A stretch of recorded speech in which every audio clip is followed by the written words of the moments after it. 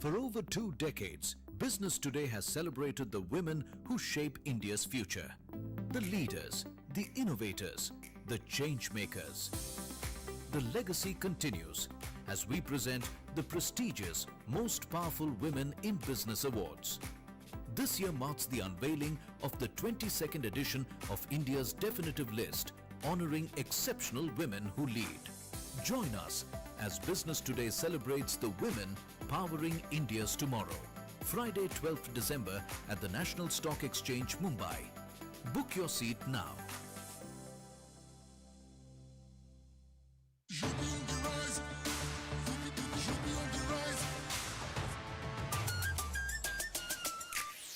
On the rise, so ले आसमां double engine का ये मिशन महान 2047 तक हम न रुकेंगे 6 ट्रिलियन का ड्रीम पूरा करेंगे।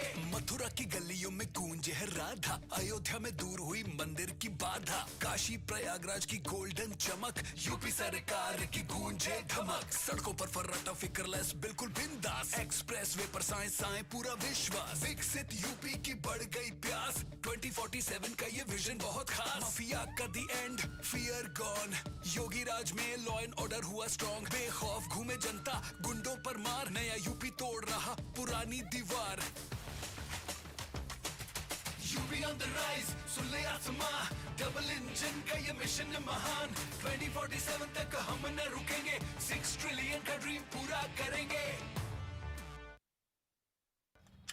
माही भाई, कोई कूल बैंक बताओ ना। What do you mean by cool? Like जो कस्टमर के साथ हर कंडीशन में हो, जो एनवायरमेंटली कॉन्शियस हो, जो डिजिटल फर्स्ट हो, जिसके लिए हर कस्टमर इम्पोर्टेंट हो, सोशली कॉन्शियस हो।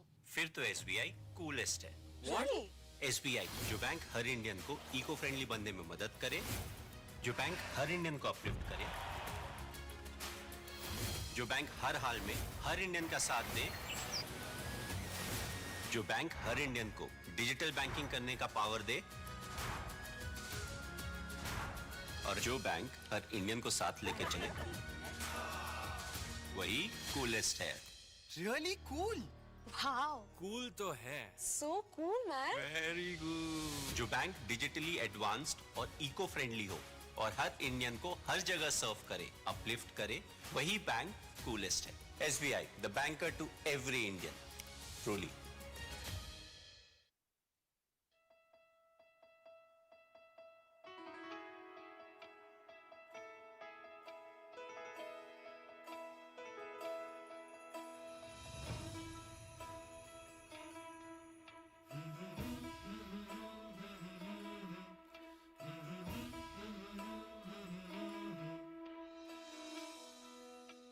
स्वप्न एक होते, ध्येय एक होते, पण एकटे नाही, पण एकटे नाही। जुळले तुमचे त्याच्याशी नाते, कधीच तुटले नाही, कधीच तुटले नाही। प्रवासात या तेजस्वी, एक्सक्यूज मी मॅम. हॅलो, माझा बर्थडेच तर आहे, थोडा वेळ लागेल. फेस्टिव्ह सीझन आहे. कधीच सुटले नाही, कधीच सुटले नाही। स्वप्न पाहिले जे सत्यात आज आले, क्षण साजरे सारे तुमच्यामुळेच झाले।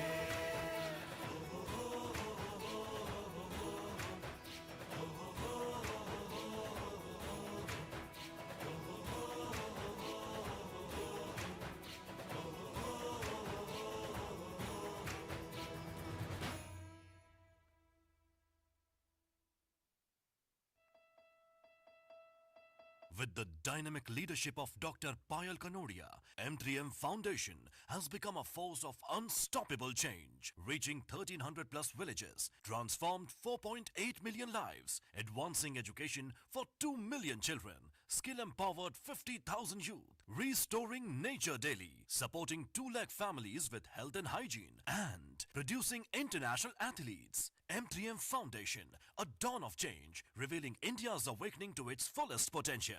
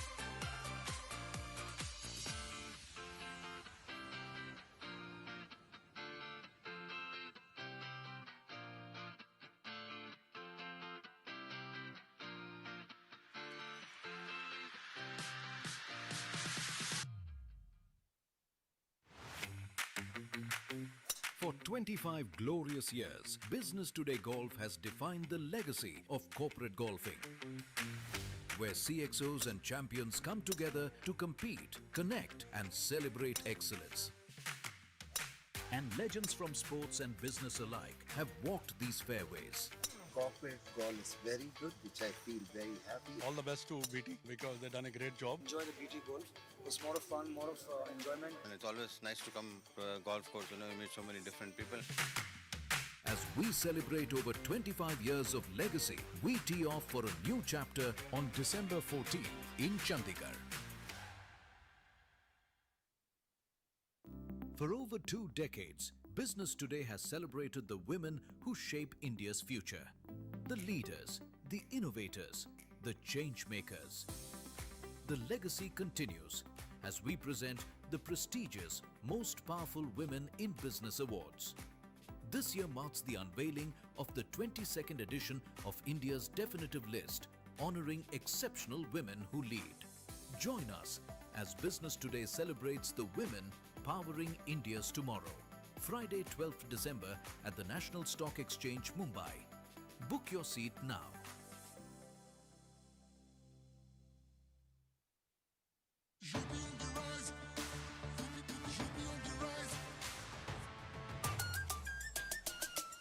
You be on the rise, सुन ले आसमां, डबल इंजन का ये मिशन महान 2047 तक हम न रुकेंगे 6 ट्रिलियन का ड्रीम पूरा करेंगे मथुरा की गलियों में गूंजे है राधा अयोध्या में दूर हुई मंदिर की बाधा काशी प्रयागराज की गोल्डन चमक यूपी सरकार की गूंजे धमक सड़कों पर फर्राटा फिक्रलेस बिल्कुल बिंदास एक्सप्रेस वे पर साए साए पूरा विश्वास विकसित यूपी की बढ़ गई प्यास 2047 का ये विजन बहुत खास माफिया का दी एंड फियर गॉन योगी राज में लॉ एंड ऑर्डर हुआ स्ट्रॉन्ग बेखौफ घूमे जनता गुंडों पर मार नया यूपी तोड़ रहा पुरानी दीवार यूपी ऑन द राइज सुन ले आसमां डबल इंजन का ये मिशन महान 2047 तक हम न रुकेंगे 6 ट्रिलियन का ड्रीम पूरा करेंगे माही भाई कोई कूल बैंक बताओ ना What do you mean by cool? Like जो कस्टमर के साथ हर कंडीशन में हो जो एनवायरमेंटली कॉन्शियस हो, जो डिजिटल फर्स्ट हो जिसके लिए हर कस्टमर इम्पोर्टेंट हो. सोशली कॉन्शियस हो. फिर तो SBI कूलेस्ट है. Really? SBI जो बैंक हर इंडियन को इको फ्रेंडली बनने में मदद करे, जो बैंक हर इंडियन को अपलिफ्ट करे, जो बैंक हर हाल में हर इंडियन का साथ दे,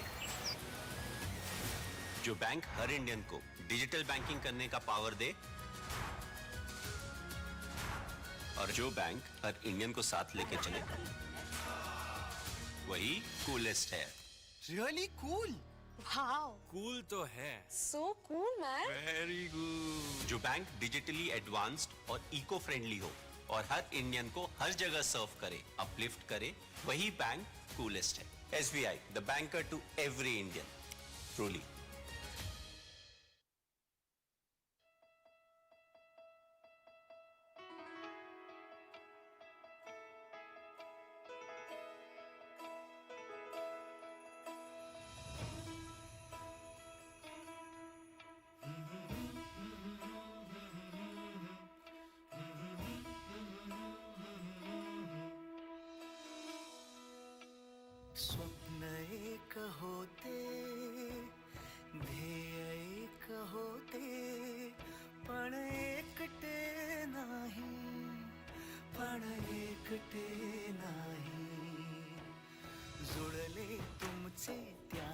तुझ्याशी नाते कधीच तुटले नाही, कधीच तुटले नाही. प्रवासात या तेजस्वी एक्सक्यूज मी मॅम. हॅलो. माझा बर्थडेच तर आहे, थोडा वेळ लागेल. फेस्टिव्ह सीझन आहे. कधीच सुटले नाही, कधीच सुटले नाही. स्वप्न पाहिले जे सत्यात आज आले, क्षण साजरे सारे तुमच्यामुळेच झाले.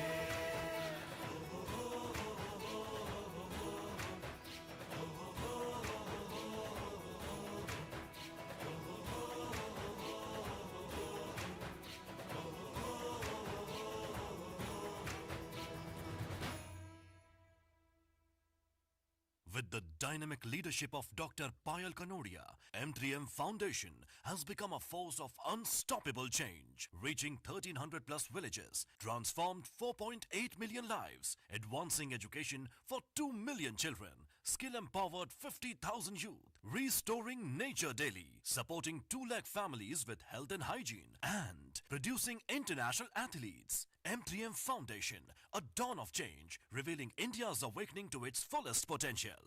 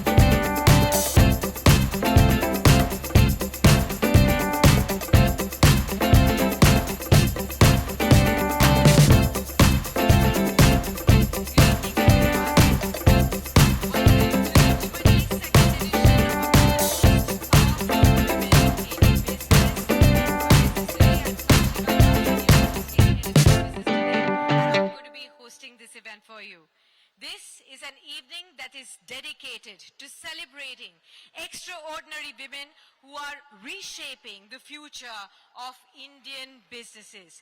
For over 2 decades, ladies and gentlemen, this annual event has actually become a beacon of recognizing and honoring the trailblazing female leaders who are breaking barriers, shattering stereotypes, and driving innovation across industries. Today, as we gather here to celebrate this edition of the Business Today Most Powerful Women in Business, we are reminded of the remarkable journey that we've all embarked upon. A journey marked by resilience, determination, and a relentless pursuit of excellence. These women are not just leaders. They are the visionaries.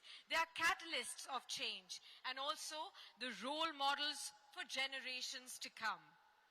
Their stories not only inspire us, their achievements have motivated us, and their unwavering spirit has propelled us forward. Before we begin this event, I'd like to take a moment to thank all our partners. Our presenting partner is Government of Uttar Pradesh, exchange partner NSE, that's the National Stock Exchange of India, banking partner SBI State Bank of India, social innovation partner M3M Foundation, conglomerate partner Aspect, Bridging Traditions, Building Tomorrow, jewelry partner PNG Jewelers, hospitality partner Blue Tokai Coffee Roasters, and Sobo 20. I'd now like to request Mr. Siddharth Zarabi, Group Editor for Business Today, to give his welcome address for this evening.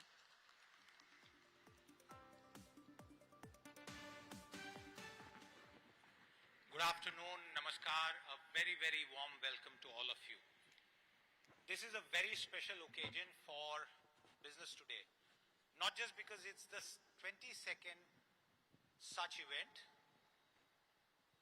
This is one of the oldest awards where we recognize women who have made a difference. And this year it is very, very special for one more reason. For years, this list was based on several categories. Most powerful women in business, and obviously there's a very wide universe that we would imagine, and since all of us are here at the National Stock Exchange, which we know is the world's largest derivatives exchange. It's the 5th largest in the world. And many people would say that volumes, while they dwarf value, there is still a long way to go in terms of the market capitalization of the Indian listed universe. For the last 1 year or so, Business Today has been on an internal transformation drive where we have looked at some of our properties. The oldest ranking of business schools started with Business Today. We put some new John, as they say, into that survey this year. Best CEOs, we have relooked that to be in touch with times. This is the India of 2026, 2025. We are all set to say goodbye to that. So most powerful women in business this year comes to you, and you will see the issue being unveiled later on. We have several dozen of those who are featured in this edition. It's a mega edition. It's 4 times the number of people, of women business leaders who normally feature in this magazine. And some of you might think, oh wow, why is this number so high? Because there are more women business leaders, and we didn't want to just offer a small slice. But what gives me great pride is this year, for the first time ever, and I would argue that for the first time ever in India, in Indian corporate history, we looked at 5,000 listed companies on the National Stock Exchange.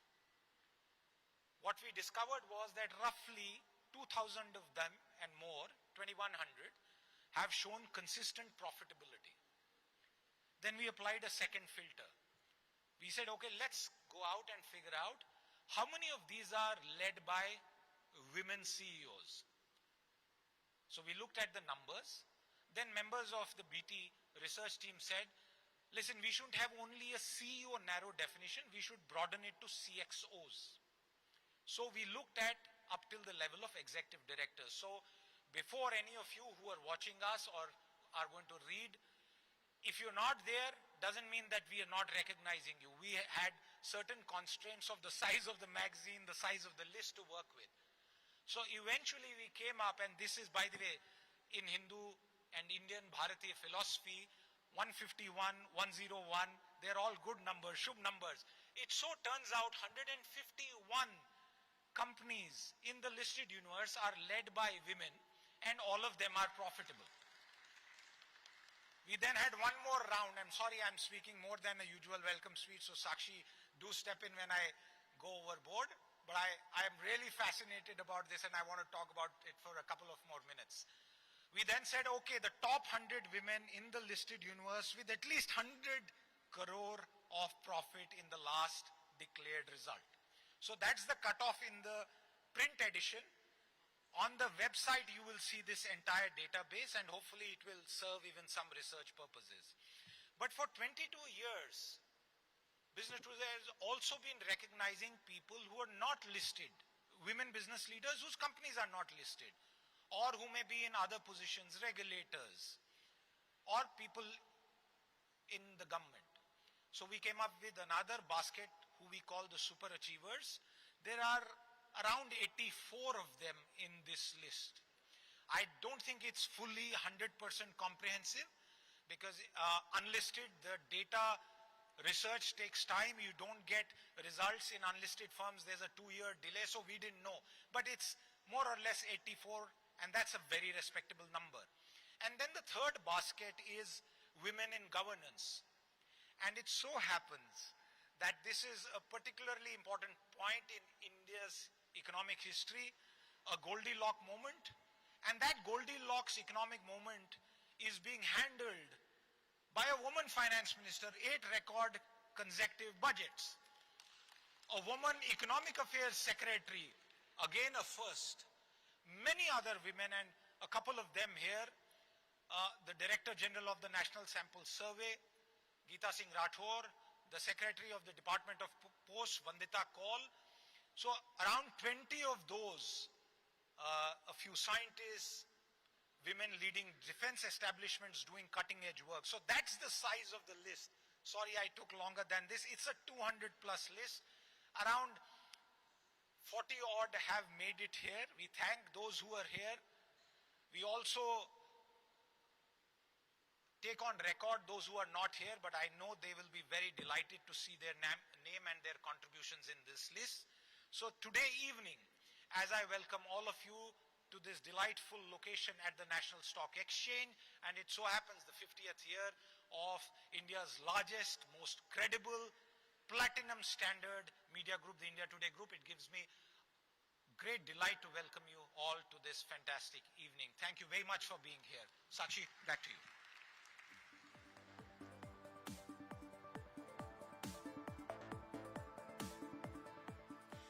Thank you so much, Siddharth. Your words perfectly set the tone for today's conversations.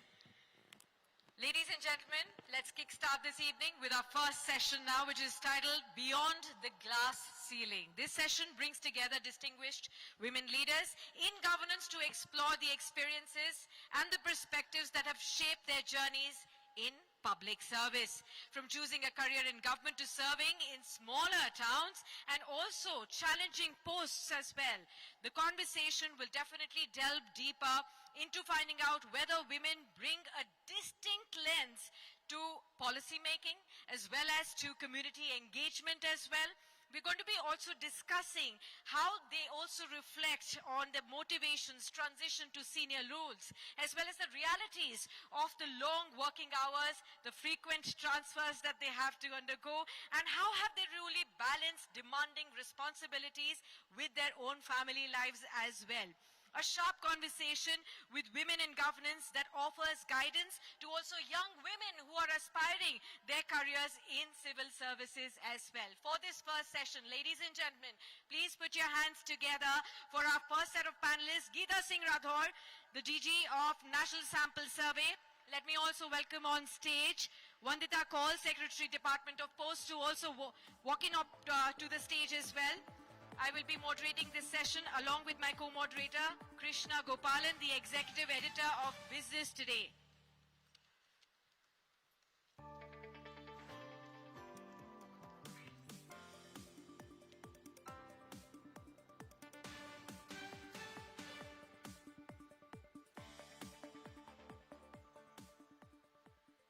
Ladies and gentlemen, good evening to all of you, and thank you so much for being with us here at this iconic building of NSC, celebrating also the 50th year of India Today Group, as Siddharth mentioned.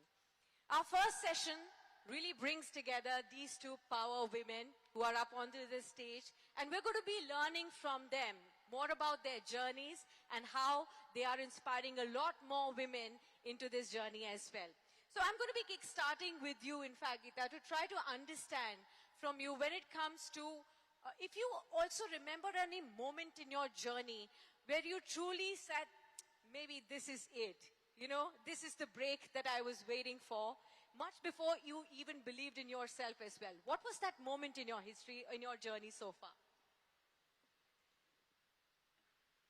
First of all, thank you for inviting me here, and I thank Business Today for giving me this opportunity to be here at this moment among such a great gathering.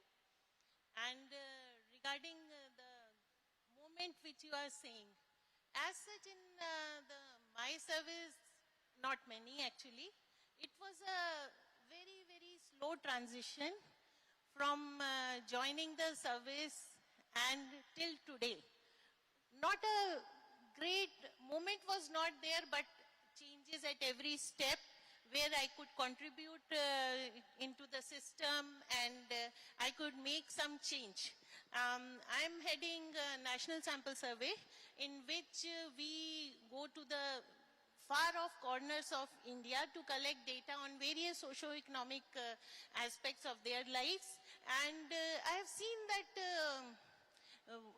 we do make change in their life, and the data which we collect, it is used for policy making, and it affects the life of people, and that gives the satisfaction. And the changes are there, but very, very gradual. And over the career of my 32 years, I think I have seen a few changes, which I can say that this was, first was when I joined the service at the age of 21 years. And then second, when I became a senior officer in National Sample Survey. And the last one I can say is when I became the DG, and I have been invited here. Thank you. Ma'am, a lot has been said in terms of working in the government, in terms of pressure that comes with a job. And one has picked up nuances of all this. But to your own mind, please tell us a little bit in terms of what really makes it different and how you counterbalance many challenges, if I may say so. Yeah, one, I think in government, the structure does teach you a lot. But you have to learn how to navigate it and not be restrained by the structure. The structure is there to guide us as a path. So even right from, say, when we joined service, we had a very rigorous training of 2 years. So you have to take that seriously and not think that you have arrived as soon as you became a civil servant, having, you know, been good at studies and, you know, doing really well and clearing an exam that is difficult. Anybody who thinks they have arrived are making a mistake. So one is the learning part. The other is how do you navigate this difficult landscape and ensure that you don't forget on the way that you're a public servant, that we are here to serve the people. And in post, this is something which was ingrained. We had great teachers. Like the motto is Dak Seva, Jan Seva. So the first thing for us to understand is we need to know what business we are in.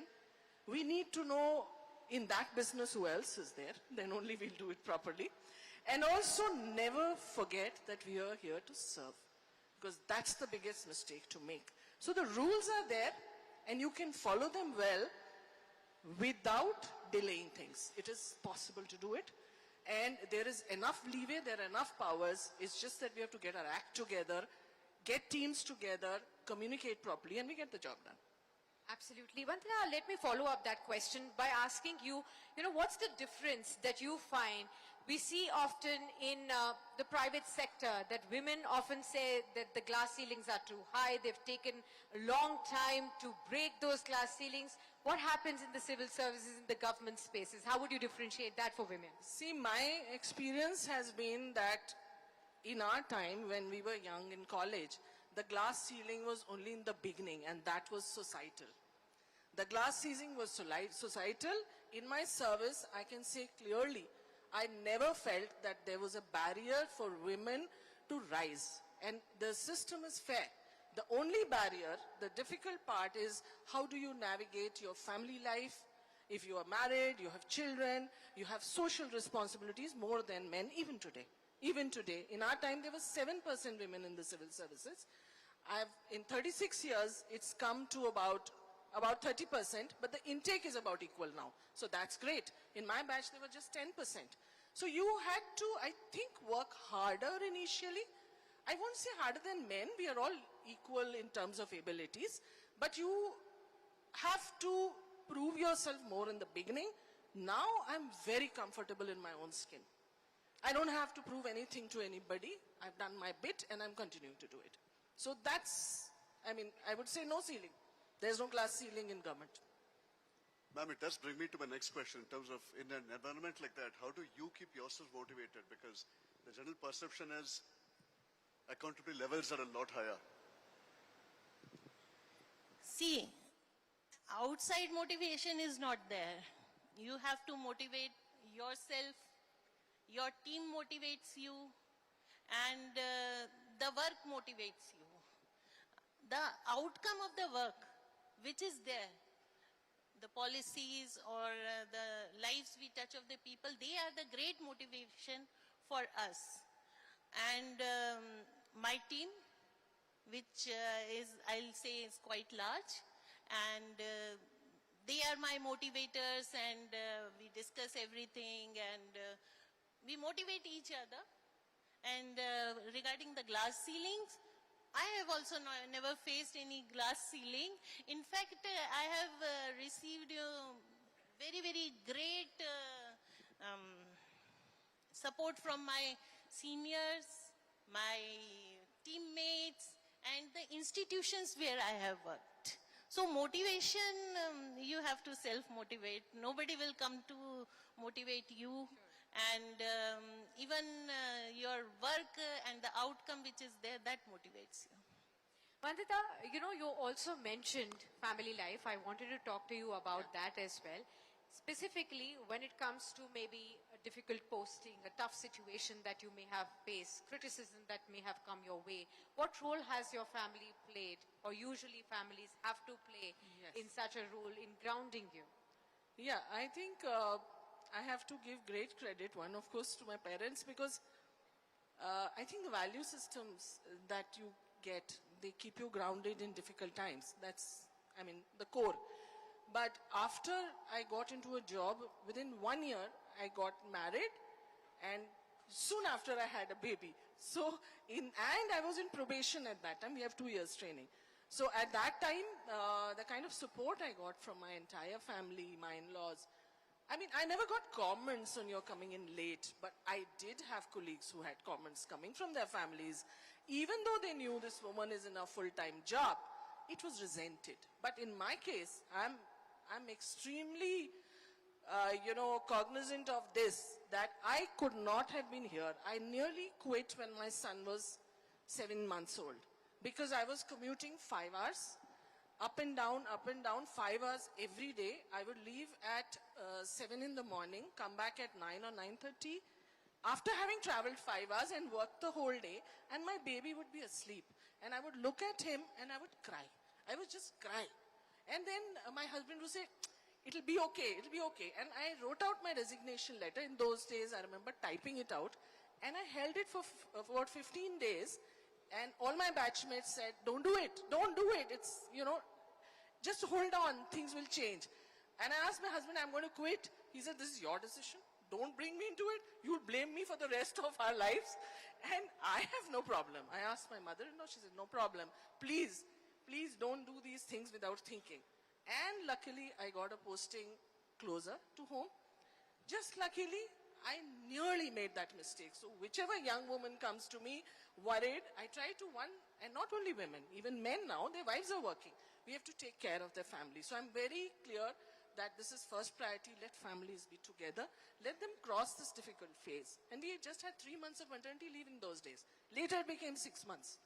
So, that's the time you need support, moral support. Otherwise, I would have quit then. I wouldn't be here today.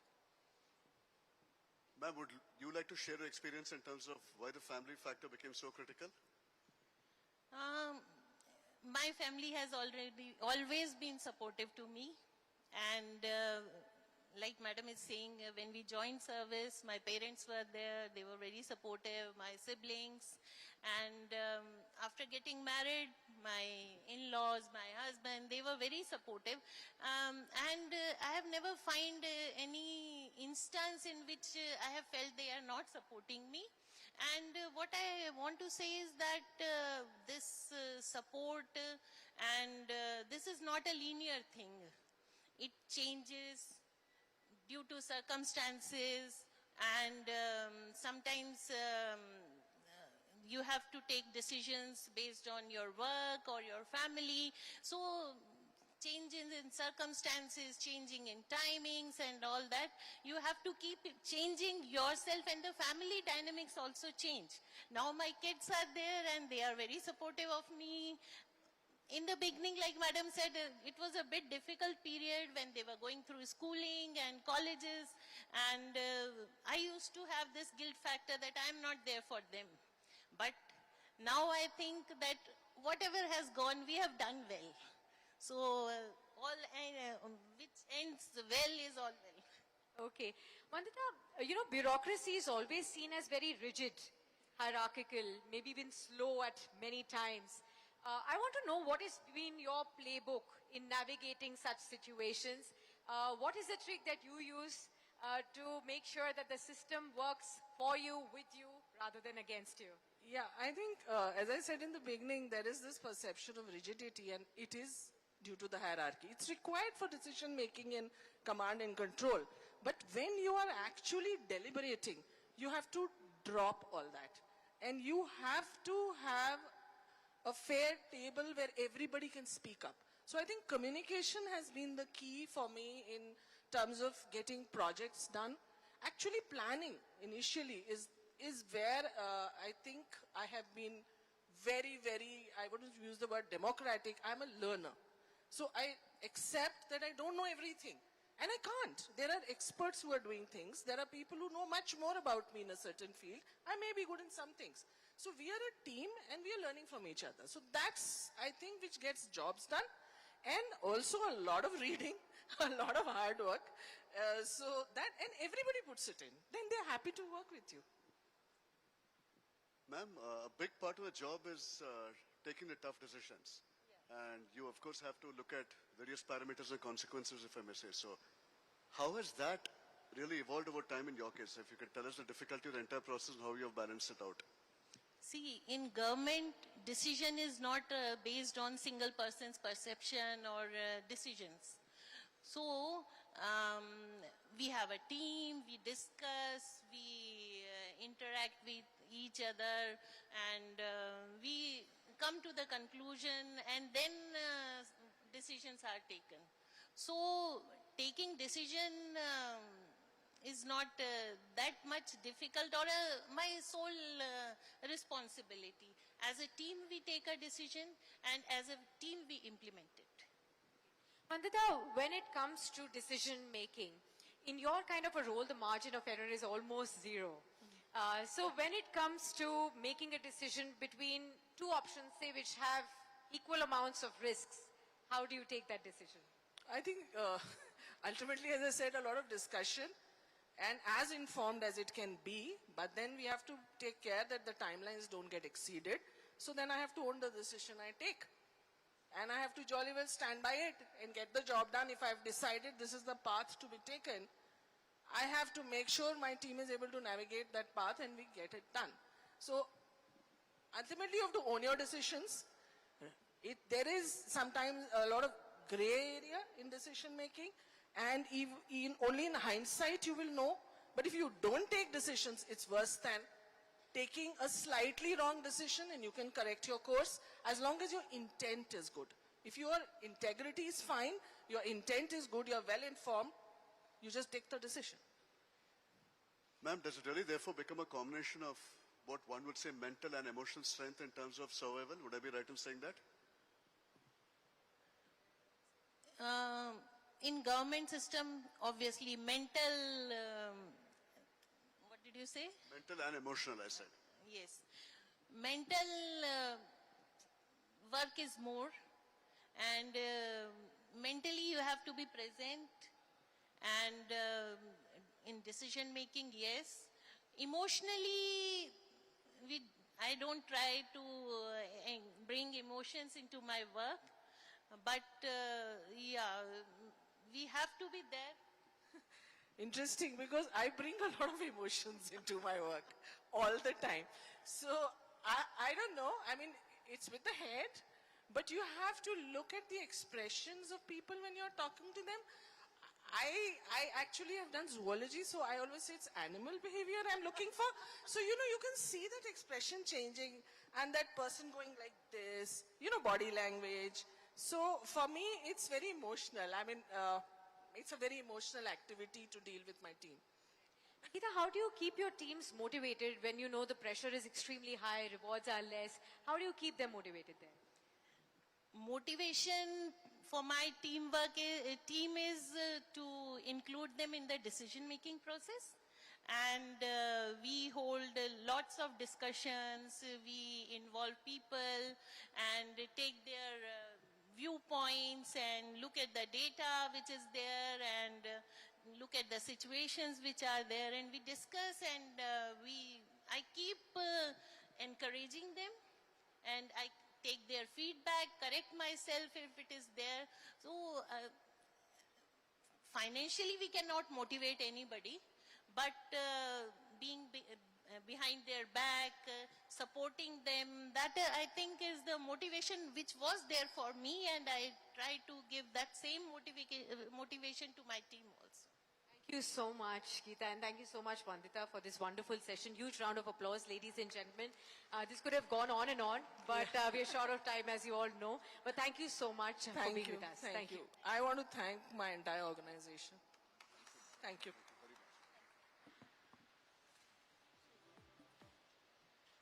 Okay, one second.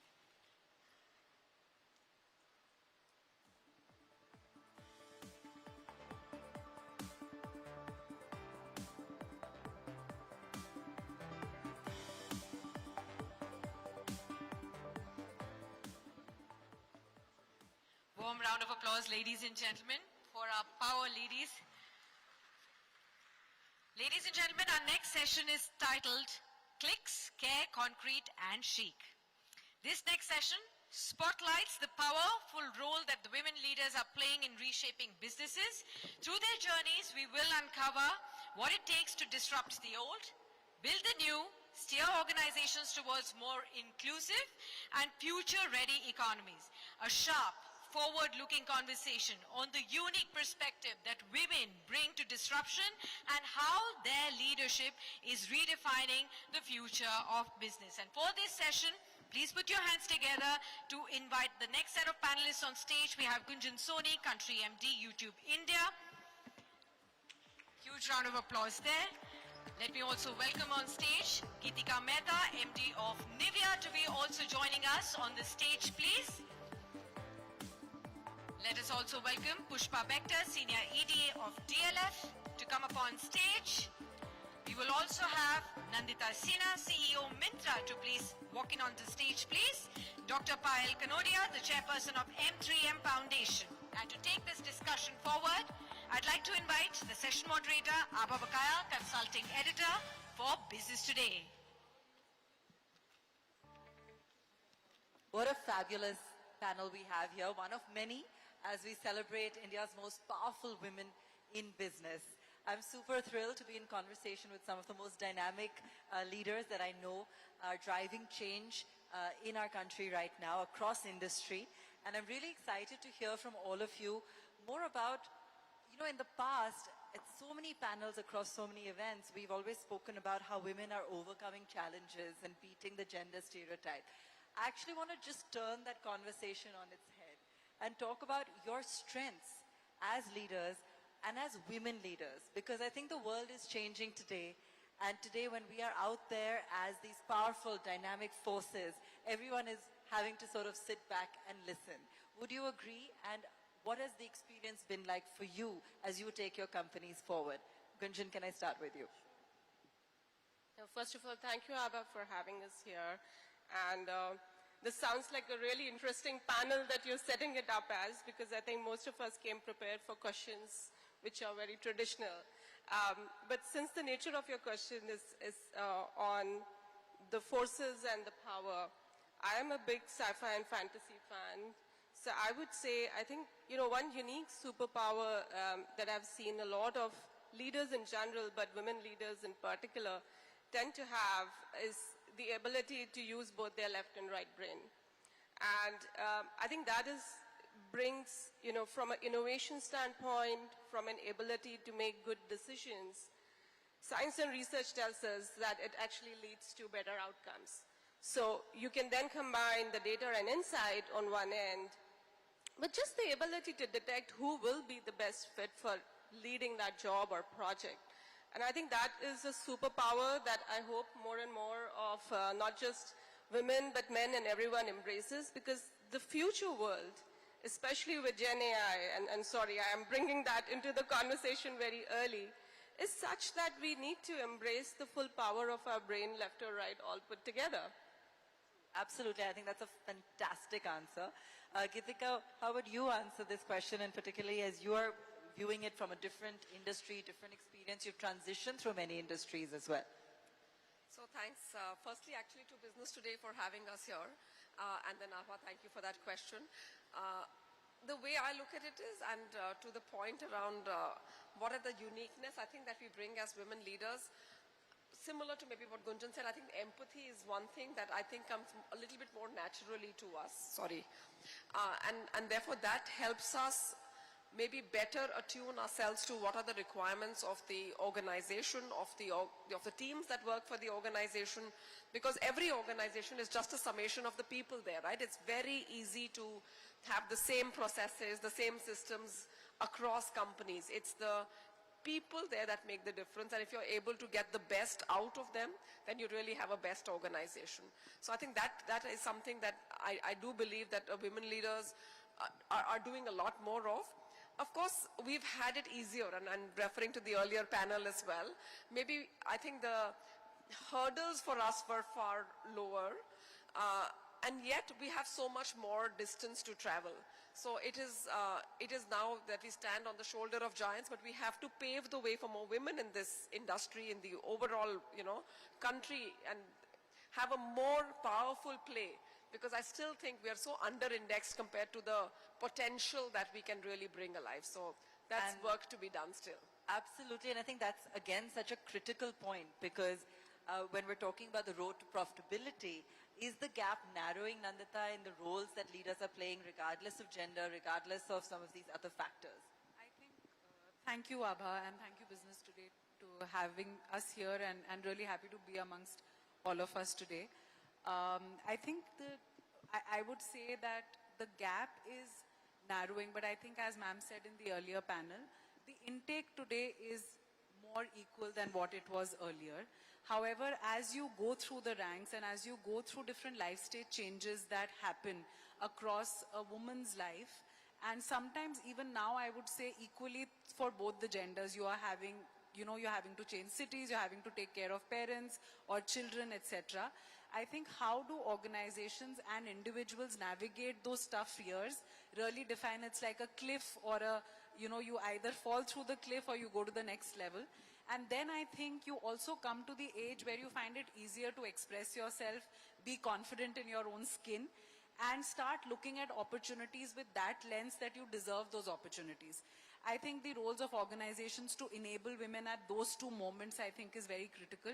We do see that gap narrowing a little bit, but I would still say there is a lot of work to do. Like, I mean, if you're not conscious about it, you know, you can spend 2 years with a very good ratio at the top, and then suddenly, if you're not conscious about building that pipeline of leadership, you will see yourself again staring at similar faces and not having enough diversity in the room.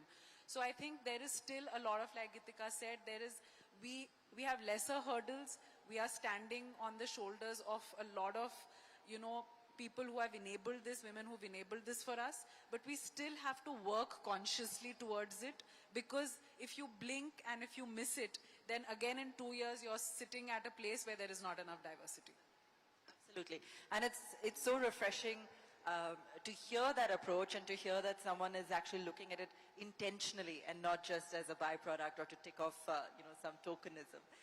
Pushpa, you know, when you look at how you're building your organization, what are some of the challenges you have, like given the context of what some of the others have said, in terms of building out a team with unique perspectives, different thinkings, multi-generational, and especially in an industry where, you know, in terms of retail and malls and infrastructure, you are, of course, possibly see a different set of challenges.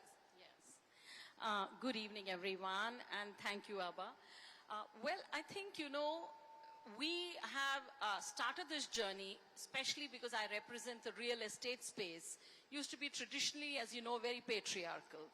But today, over the years, as retail grew in the country, retail world over is highly women-centric because A, I guess more interest, and B, also the fact that retail requires one thing, which is constant change.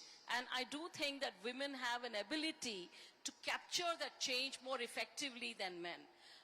Today, with that having said, we are reaching around 25% in terms of male-female ratio, and we tend to get more women in the operations role also, which was traditionally male bastions. But, you know, I look at it like I agree with what Nandita says, that I think women, when they join the workforce in their 20s, they have a certain star-eyed view to it. It is their 30s which is really critical. The moment they, you know, take that barrier of 30s and effectively tackle it, we see some very smart 40-year-olds who are able to garner all their experiences, be it motherhood, be it maintaining multi-skilling, multitasking, as well as being better organizers. Then they come back with full force in their 40s. So I think it's very important for organizations to also be more empathetic to women in their 30s. And I'm glad when I hear that the bill is being passed for, you know, no weekend workloads, etc. Those are all good things to happen because it doesn't impact productivity, and it in fact improves the GDP of any country. So for us, if I look at retail at large, which I represent, we really look at generating some of the 6th largest employment generators happen to be retail in the organized space. And if that could be a woman-oriented force, then at a national level, we'll actually have a better skew than what it is today. That's fantastic. I think that deserves a round of applause. And we're talking about major change and major shifts happening here. Payal, you've also been known to be an enabler. You know, you're fronting, of course, a generational business, and you're driving ways in which you can have increased participation from the workforce at various levels, and particularly ensuring that women are well represented. Tell us your experience. Thank you so much for having me here today. My experience per se, again, when I joined business, I had just finished my medicine and, you know, came back and I decided that, no, I'll join my family business. It was predominantly male-centric, being real estate, you know, and I came with the hat that, oh, she's the promoter's daughter, what would she do? And she doesn't even know real estate. And there was a point that I had to prove, which wasn't easy because things didn't come easy. People were not ready to accept a women leader in the organization back then. And as you know, my previous speakers mentioned, women in their 20s, 30s, they switch multiple roles. But you know what? I believe that women take birth with this beautiful power of multitasking. So we are always multitaskers. From the day a woman is born, she's been taught multitasking and accepting life the way it comes, still excel in it. And that is something, that is the thought, that is the belief if we nurture. I think women can do wonders in life, beat all challenges across. Your education doesn't matter, your background doesn't matter, your experience doesn't matter. It is all, and my father always teaches me one thing, you know, make a decision from the previous panel, again, getting that here, make a decision first, and then prove that the decision that you took back then is right by making it come true. And that is something a woman can always do, even when she gets married, she has children, she decides to start a business of her own, or she joins a family business. We make all those decisions, we make all those choices, and by the end of it, we prove it right. So that's, you know, that's the beauty a woman carries through the life. Second thing I think a woman is excellent at doing is giving the credit of her success to everyone else around her. So that's the beauty we carry with us in any role that we play. So at businesses also, we can easily give charge of things to other people, which, you know, sorry to say that, but usually men lack. All right. Well said, Payal. Okay, I want to get Gunjan a little deeper into your strategies as a leader, and I want to understand all of you better in your own leadership styles. We're also at the end of the year, so perhaps if we look back and you had one particular challenge this year, I'm sure there were many, gazillion, but if you had to look back at a challenge, a moment, something you had to overcome, and what that really brought out for you as a leader in terms of recognizing your own strengths, or a key learning, anything you'd like to share with us? I know I'm putting you on the spot a little, but I'm guessing there are many instances to choose from. No, sure, very happy to. Well, I'm generally blessed to be a glass half full person than empty. So I tend to, you know, look at everything with that lens, because even challenges present humongous learning opportunities. I think in this case, the one I'll choose is just simply relocation. So I moved, you know, for the last about 6 to 7 years, we've been as a family in Singapore. And I've just come back about 6 months ago to both India and to Mumbai after a very long time. So I think that is generally a big shift for both an individual and a family. And in this case, it's also happened in the context of taking up an amazing new opportunity with YouTube. So I think that has been the biggest one. And there's so many positives involved in it, but any change, you know, requires you to just be prepared for everything. And I think that is such a, you know, amazing learning, because I've changed so many different times in my career, whether geographies or portfolios. And I find, and just linking it back to, you know, because both Nandita and Payal were talking about just both multitasking and adaptability and change. And I think, again, that's one superpower or more that I think just good leaders, I wouldn't say in general, you know, just women, but I think women get trained for it a lot more early on, you know, in their life journeys. So I think that's the one that I will choose. And so far, it's been fantastic. The energy in India, the vibrancy of what we are doing, and in particular, I think a huge shout out, since this is a women forum, to all the women creators out there who are really making a mark for themselves as being entrepreneurs, you know, whether it's the 82-year-old woman, you know, in a Bengali household who's suddenly using her ability to cook to become a star, to people who are getting into education through that route, or people who are artists and exhibiting their music and style, or to women who are actually enabling the retail ecosystem by being influencers. So I think that's the power that completely energizes me. And I think when you have something so empowering as a theme and possibility, where is the question of a challenge? There is no challenge. That's amazing. So, I mean, I must admit, I do feel that there are many challenges, but I think, for example, business always has its ups and downs. I'm sure you're all seeing the FMCG circuit sometimes has a bit of a kind of a break. And therefore, when the going is tough and to get your teams to feel motivated, I thought was the biggest challenge last year for us. And really rebuilding some of the fundamentals that we wanted to correct. I think has paid off. So my learning has been, in the face of challenge, you can either give up or you can take a step back but kind of bounce back stronger. And I think it's the choice in a moment of challenge that then defines how we shape trajectories of businesses or whatever we are handling. And, you know, I think that for me has been the biggest learning, saying, what are we doing with the choice that, frankly, every single day gives us? And are we bringing our best energy forward? Are we really bringing and infusing that sense of passion for the business with everybody we work with? Or are we holding ourselves back? And therefore, yeah, maybe in a couple of words, it'll just be give your full self and decide consciously how you want to attack every single challenge that comes your way. I think for me, I mean, I was just listening to all the great stories of difficult times or change and leadership. And I think for me, when I was thinking about it, I thought that when I took over as the Myntra CEO, I think it was fashion truly changed pre-pandemic and post-pandemic. And I had joined in as a leader and I was able to see that change, but I had not yet earned my stripes as a leader. So I was not their leader. It was a close-knit team. I was not a leader for them yet. And I was also seeing that change is truly happening in the fashion industry.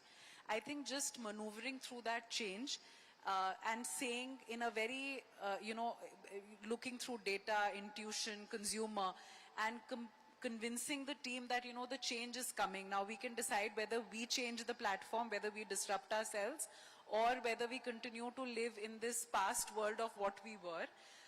If I had been around in that system for 3 or 4 years, I think it would have been easier for me because I would have been part of the old and the new. But then when you come in as a new person, sometimes you have to really lead with, again, empathy. You have to lead with a lot of data and courage to say that we will change together and we will change for the better.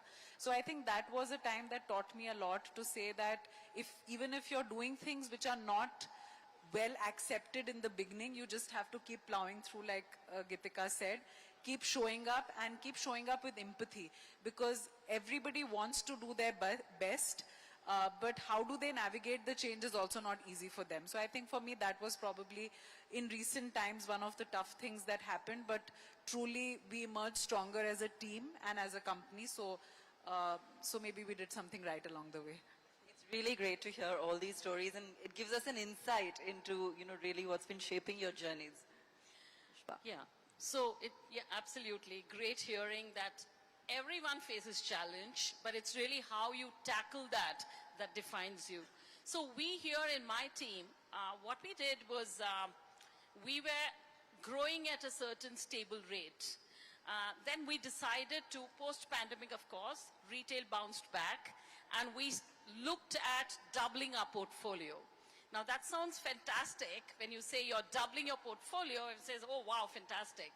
But it's really how you create manpower, leaders of tomorrow who are able to sort of think like the way, not like you think or even better, to be able to take those decisions in an empowered way and yet not really give up the main statutes and standards that one has set.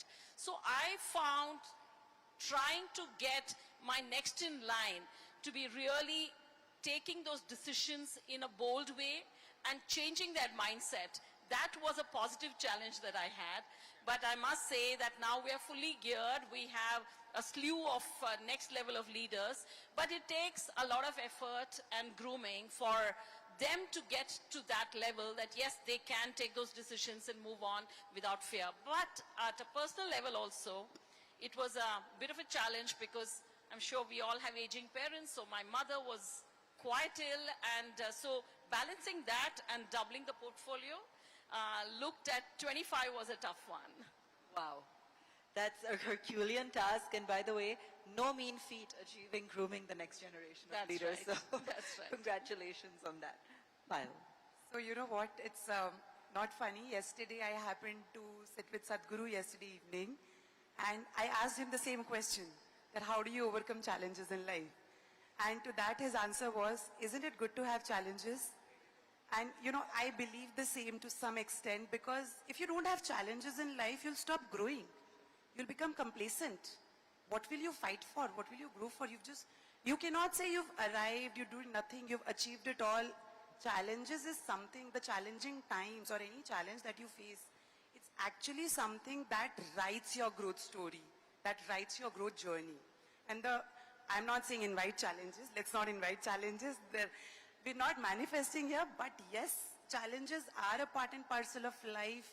All over the place, there are certain challenges or the other, even in your personal life, work life. It is all about how do you face them, how do you strategize, you work upon them, and you genuinely, I have written my biggest journey of growth during the most toughest times in my life, when I had all the opportunity to give up, surrender and say I cannot do this, but I decided no, I will not budge down, I will face it head on, and whatever I am today is because I faced my challenges with as much grace and power.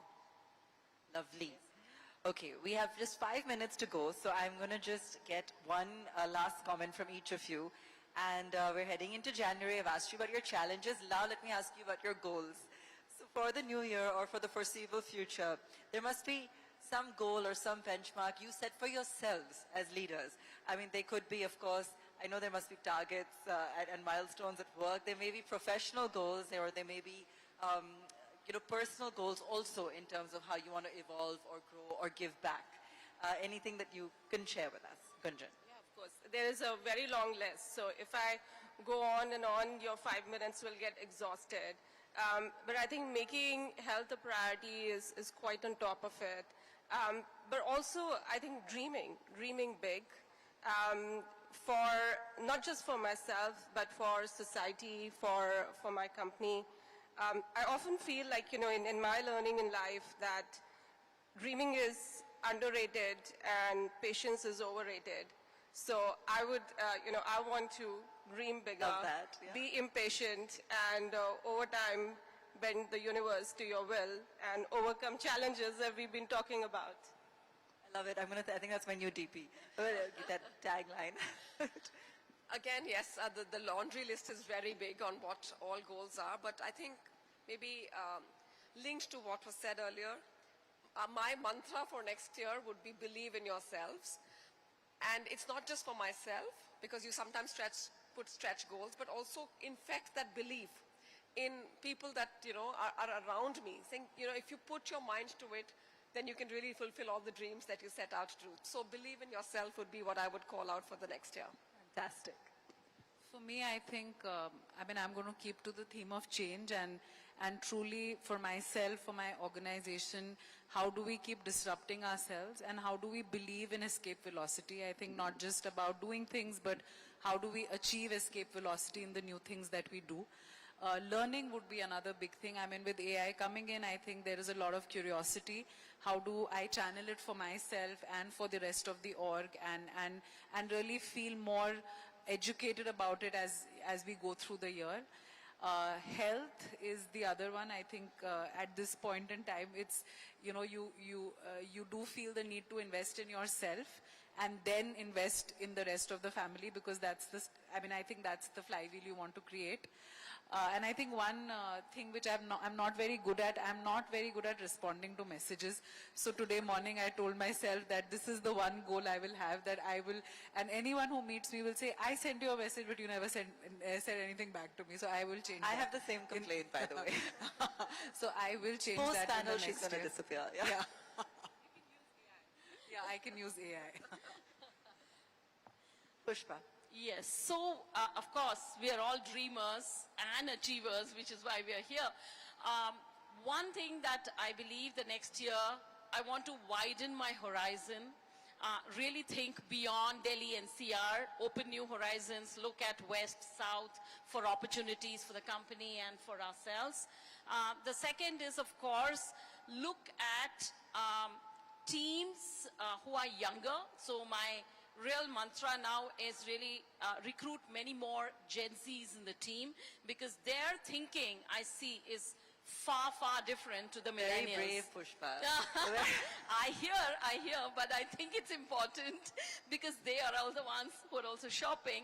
And of course, induce more technology in a real estate firm, which is more AI more Gen X. Those are the three. Closing comments, Payal. So, first of all, I don't believe that you're bad at responding to messages, and I am a witness to that. But for me, I think I've found my purpose in life, and which is, I think I'm meant to serve people, serve this planet, serve the humanity. So, of course, the goals would be to reach as many people as possible, do good for as many people, and of course, for the planet at large. Have more humility, shed the old skin, shed something that is not needed with the new year, and gain or maybe, get something in life which only directs towards higher purpose and growth. I think this has been an extremely powerful panel, and I know that I can have several other conversations with all of these ladies from AI, health, consumption, real estate, upskilling, and lots more. It just gives you a glimpse into the leaders that are shaping tomorrow. A big round of applause for our panelists here today, please. Such a pleasure having you all with us. Thank you. Thank you so much. Warm round of applause, ladies and gentlemen, and thank you for this power panel. A very, very interesting conversation and an inspiring one at that, and thank you so much, Abha, for the same. Let's have a nice photo up there.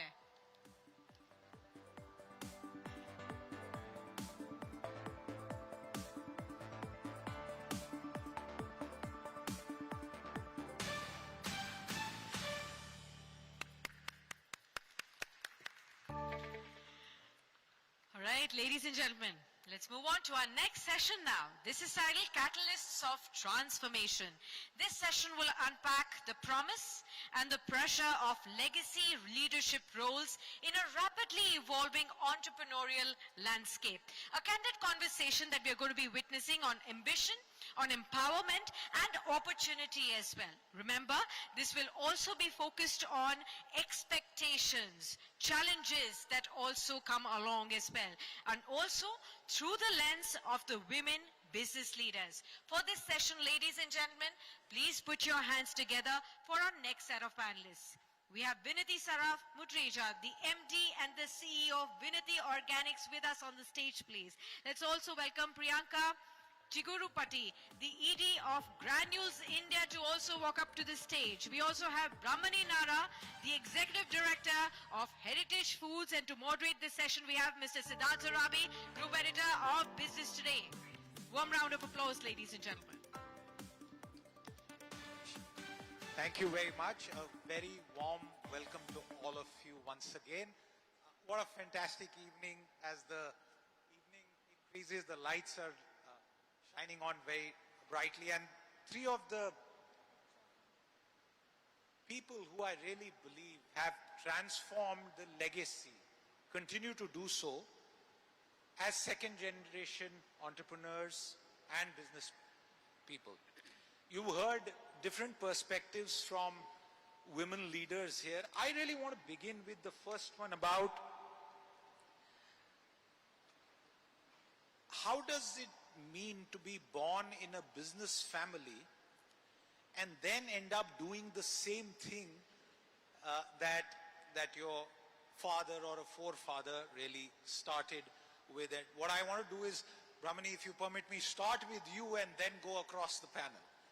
So Siddharth, I think my experience has been a little different. And first of all, thank you so much Business Today for having me. And Siddharth, it's always a pleasure to be speaking with you. My experience is a little different because I wasn't born into the family that started the business. I was married into the family that started the business. And I was extremely privileged to have that experience. But honestly, I think it's a lot of responsibility. I take it up as a responsibility to take forward a fantastic business of purpose that was started more than 3 decades ago. It was started, it's a dairy business, we're into milk and milk products, and it was started by a tall leader, Mr. Chandrababu Naidu, for the purpose of helping farmers in his village in the Chittoor district. So it's a huge responsibility because we are a federated model. We are a business that's meant for the empowerment of farmers, which I'm personally really excited about. Again, I'm excited about it because I think a lot of stakeholders, important stakeholders in our business are women naturally. right from the suppliers. 80% of our farmers are women.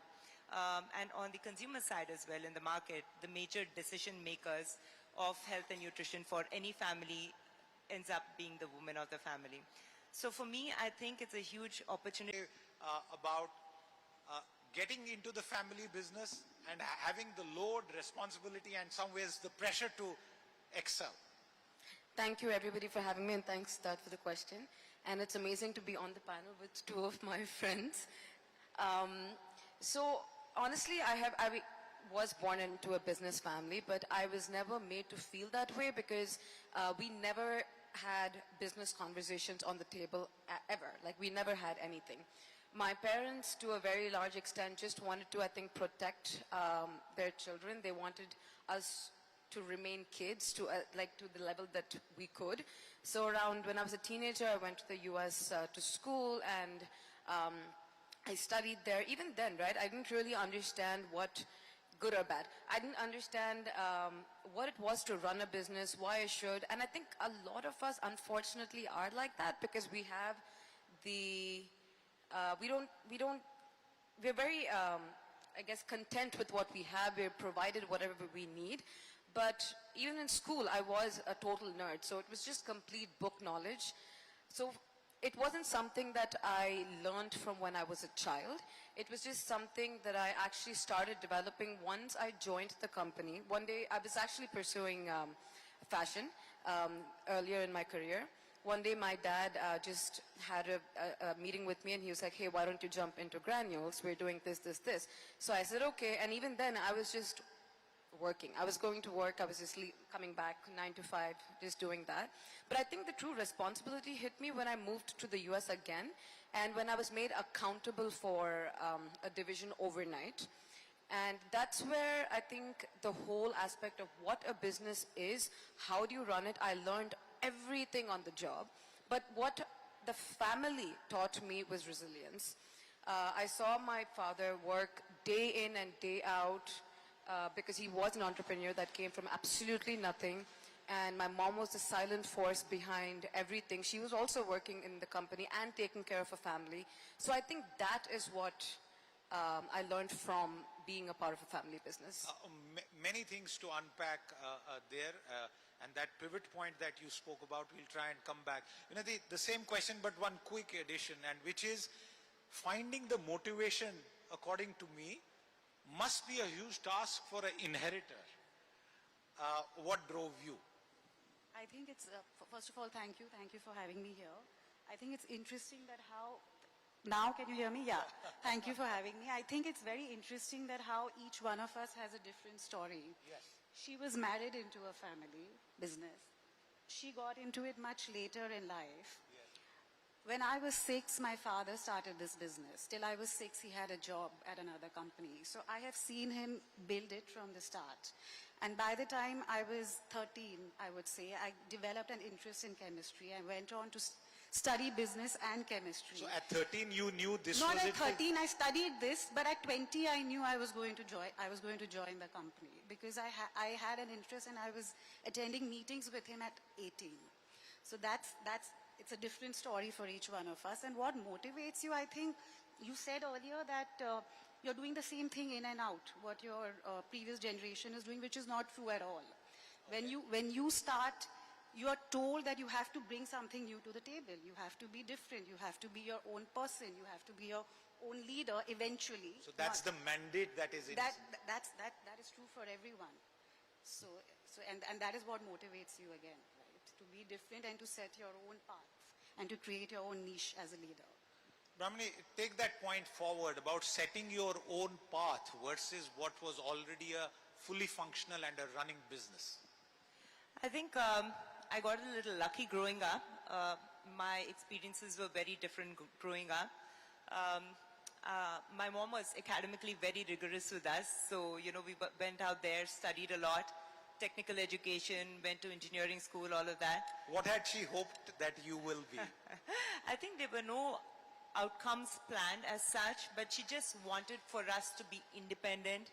She wanted for us to be well educated and then be able to make our own choices in whatever field we wanted to be. My dad's an actor. She never wanted for us to be in the movie space, but, definitely wanted for us to do something different. So I think in the process, she exposed us a lot to different experiences. I still remember I was about 12 years of age when I first did my solo international trip, and it was to Japan. It was an exchange program. We stayed at Japanese people's homes with their families. So it was a very interesting, challenging trip, but exceptionally, exposing trip at the same time. She sent us to a lot of, Oxbridge kind of rigorous programs abroad to help us get more clarity about what it is that we really wanted to do. I think I learned the importance of being brave. I went to through the conventional Indian school system. So the importance of speaking up, putting across my thoughts, the importance of having fun in the process, right? Because, learning is all about having fun. What's the point if you don't have fun? And also about collaborating and, cheering for each other. So I think those are the values that I learned growing up through these varied experiences. After which, I got married very early, went to pursue my engineering in the US while my husband was in business school. He was at Stanford Business. I was at Santa Clara. And I think that was a very interesting experience for me because being in the Bay Area, I was so exposed to, the whole entrepreneurial circle, venture capital, tech space. So sort of wanted to get more experience in the same phase, same field. But at the same time wanted to keep my eyes and ears close to Asia because that was where the real work was happening, the real growth was coming from. And I knew one day I wanted to come back to India and, make some impact over here. So I think these experiences, when I decided to come back to India and join the family business, I was given options. It wasn't thrust upon me, it wasn't forced upon me. These experiences really helped me when I came back to the family business and wanted to contribute more. So I think post joining the business, I understood how complicated our supply chain was. We're a low margin business. Yes. So decided that, value added products was the growth path for us going forward to sustain the business. That's the transformation that you really Absolutely, absolutely. Today as I speak, about 32% of our revenues come from value added products, and the intention is to increase it by 2 to 3% in terms of revenue contribution every year. A round of applause for that transformation that's been brought about in Thank you. Priyanka, I'm just tempted to ask you, did your academic life and experiences influence the way that you approached your business? And added to that, was there a time that you wanted to do your own startup? You mentioned fashion, but dwell upon that a bit more. Well, yes, I actually did want to, so just to give you a little bit of background, I went to Case Western in Cleveland, Ohio for a business management degree. And then again, everything at that point was just, I was made to do it. Just go study and then you can figure it out. But I was very naturally inclined towards finance, business, and fashion. Three very different things, but you need to combine them. But what I didn't have was the understanding of how to run a business. So I came back to India, and actually in 2012, I think, or yeah, that was when I graduated. I had actually started blogging at that point, and social media was not anything at that point at all, right? So it took off really, really well, and then the line was doing pretty well. But then I was made to come into Granules because my parents weren't very open-minded when it came to a long-term career in fashion. In retrospect, that was possibly a good thing. Now, when I came back from, sorry, your first question was what the learnings I had? Your academic experiences and their influence on what you eventually ended up doing. Academic experiences, it was more recent. I was telling Brahmani earlier, I just did a degree from Harvard recently. After a very long time, after about 10 years in the work advanced space. management program. Not the OPM, I actually did the PLD course, and now I plan on doing the OPM, but I wanted to do PLD because I wanted to actually understand the psyche of how to go from a manager to the next level, and then above that you can do at any point. So that actually, it's called Program for Leadership Development, which I thought was transformational to me. And there I met people from so many countries, so many cultures, so many backgrounds, so many industries, and so many levels of experience. And that was what I was able to inculcate into the company. Okay. Vinati, between the two extremes of stepping into a business that's already running and the challenging of setting up a fresh one. What would you choose? And I want to ask you, have you kind of incubated a startup on the side? No, I think we are very lucky. I think definitely the easier option is stepping into a business because that's a lot of the groundwork is already done. And I have seen both my father and husband are first generation entrepreneurs. And I have seen both of them struggle, and it's tough. The first 5 to 10 years, you know, you're bootstrapping your business, you're, you know, managing capital, you're taking debt. And I was lucky. I joined the business when it was about 20 years old already, or, you know, 15 years old. So I do thank my stars for that. Okay. And that's an easy question. It's a very easy question. Okay, I want to toss another question in the air. Acceptance within the company. Okay, and this is not because you are women. It's possibly on account of 2-3 factors that I want to bring here on the table.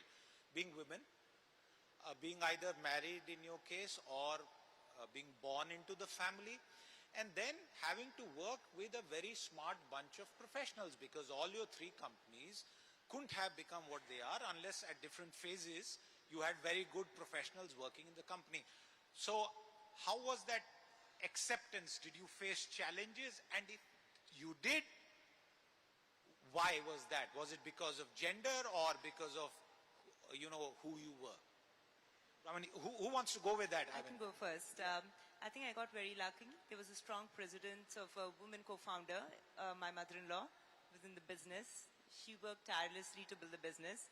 So I think she set a very strong culture of inclusivity within the business. And I think even aside from that, the educational background and the potential value I would bring into the business. So I worked in venture capital in my previous life with the intention of bringing in more external value and newer avenues for growth for our own business. I also got a MBA from Stanford. So I think that gave me a lot of you know, exposure and helped bring in a lot of different insights. So I think that became quite interesting for me. But of course, having joined the business, there was a lot of proving to be done.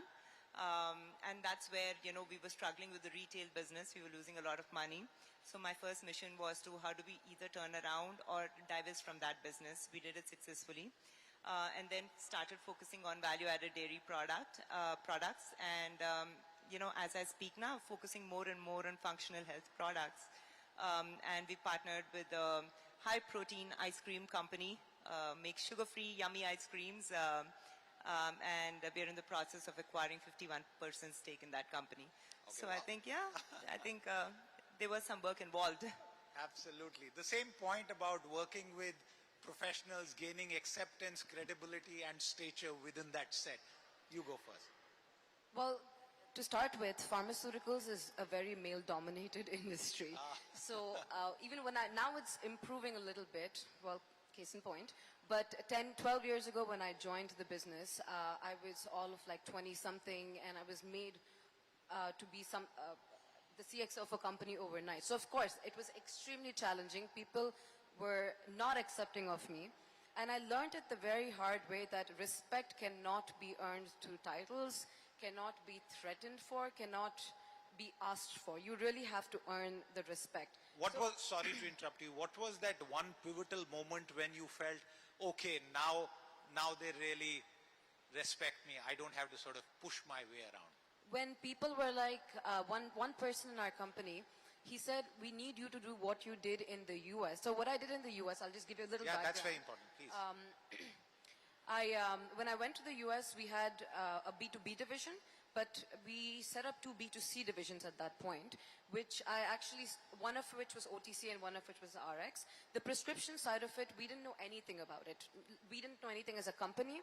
I didn't know anything about the business. So right from manufacturing, right from setting up the facility was set up by the time I went, but nothing was done. So right from determining what products we make in that, getting those products made and launching the front-end division with no understanding of the business, all I was doing was, cold calling mentors. I was calling the most random people in the company who had established themselves, just messaging them on LinkedIn, trying to hire them as consultants, signing agreements left and right. I just did everything.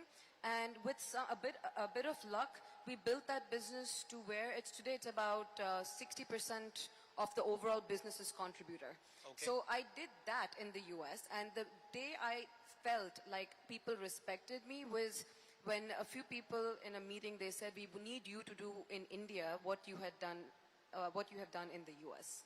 So that is when I started to feel a little bit respected. So I really feel like you have to earn it, and you have to go from scratch, step by step, and really earn the respect of people around you. So before Vinati jumps in on the same question, it's clear, if any of you imagined that somebody could just waltz their way in and they would get respected or treated as a serious professional business manager, it isn't so easy. That's the two people here, your experience in this regard. I think very, very similar, but I think Brahmani mentioned that one, when you come with a certain set of educational background, there's an expectation already in place. I do actually think manufacturing or pharmaceuticals, while it is male-dominated, but it's also a very fair industry. If you're good at what you do, and manufacturing is just about product, service, and quality. And if you just keep your head down and focus on these three things, and deliver this to your customers or to your shareholders, your professionals in your company start seeing through and start respecting. Process is God. No, process of process is there, but that eventually leads to product, service, and quality, right? Yeah. Okay. So you mentioned the word mentor, and that was what I wanted to come to now. Brahmani, who has mentored you? There could be more than one. And who do you look up to as far as your professional life is concerned? I think for me, we have an excellent mentor within the family itself, Mr. Chandrababu Naidu. He had started the company. He's a nation builder. He's a visionary. He embraces technology. He's a person, even at the age of 75, thinks creatively and very innovatively. So I think I'm blessed and lucky to have him in the organization, in the family itself.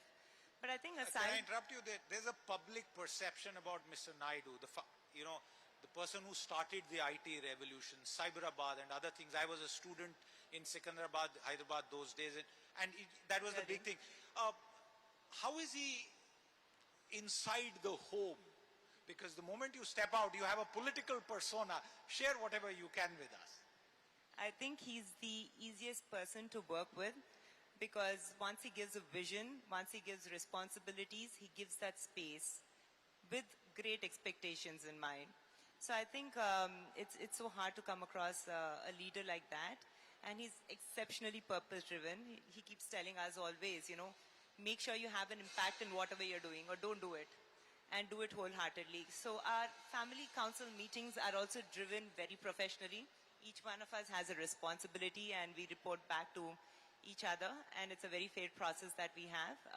So I think it's an incredible. informal family business council?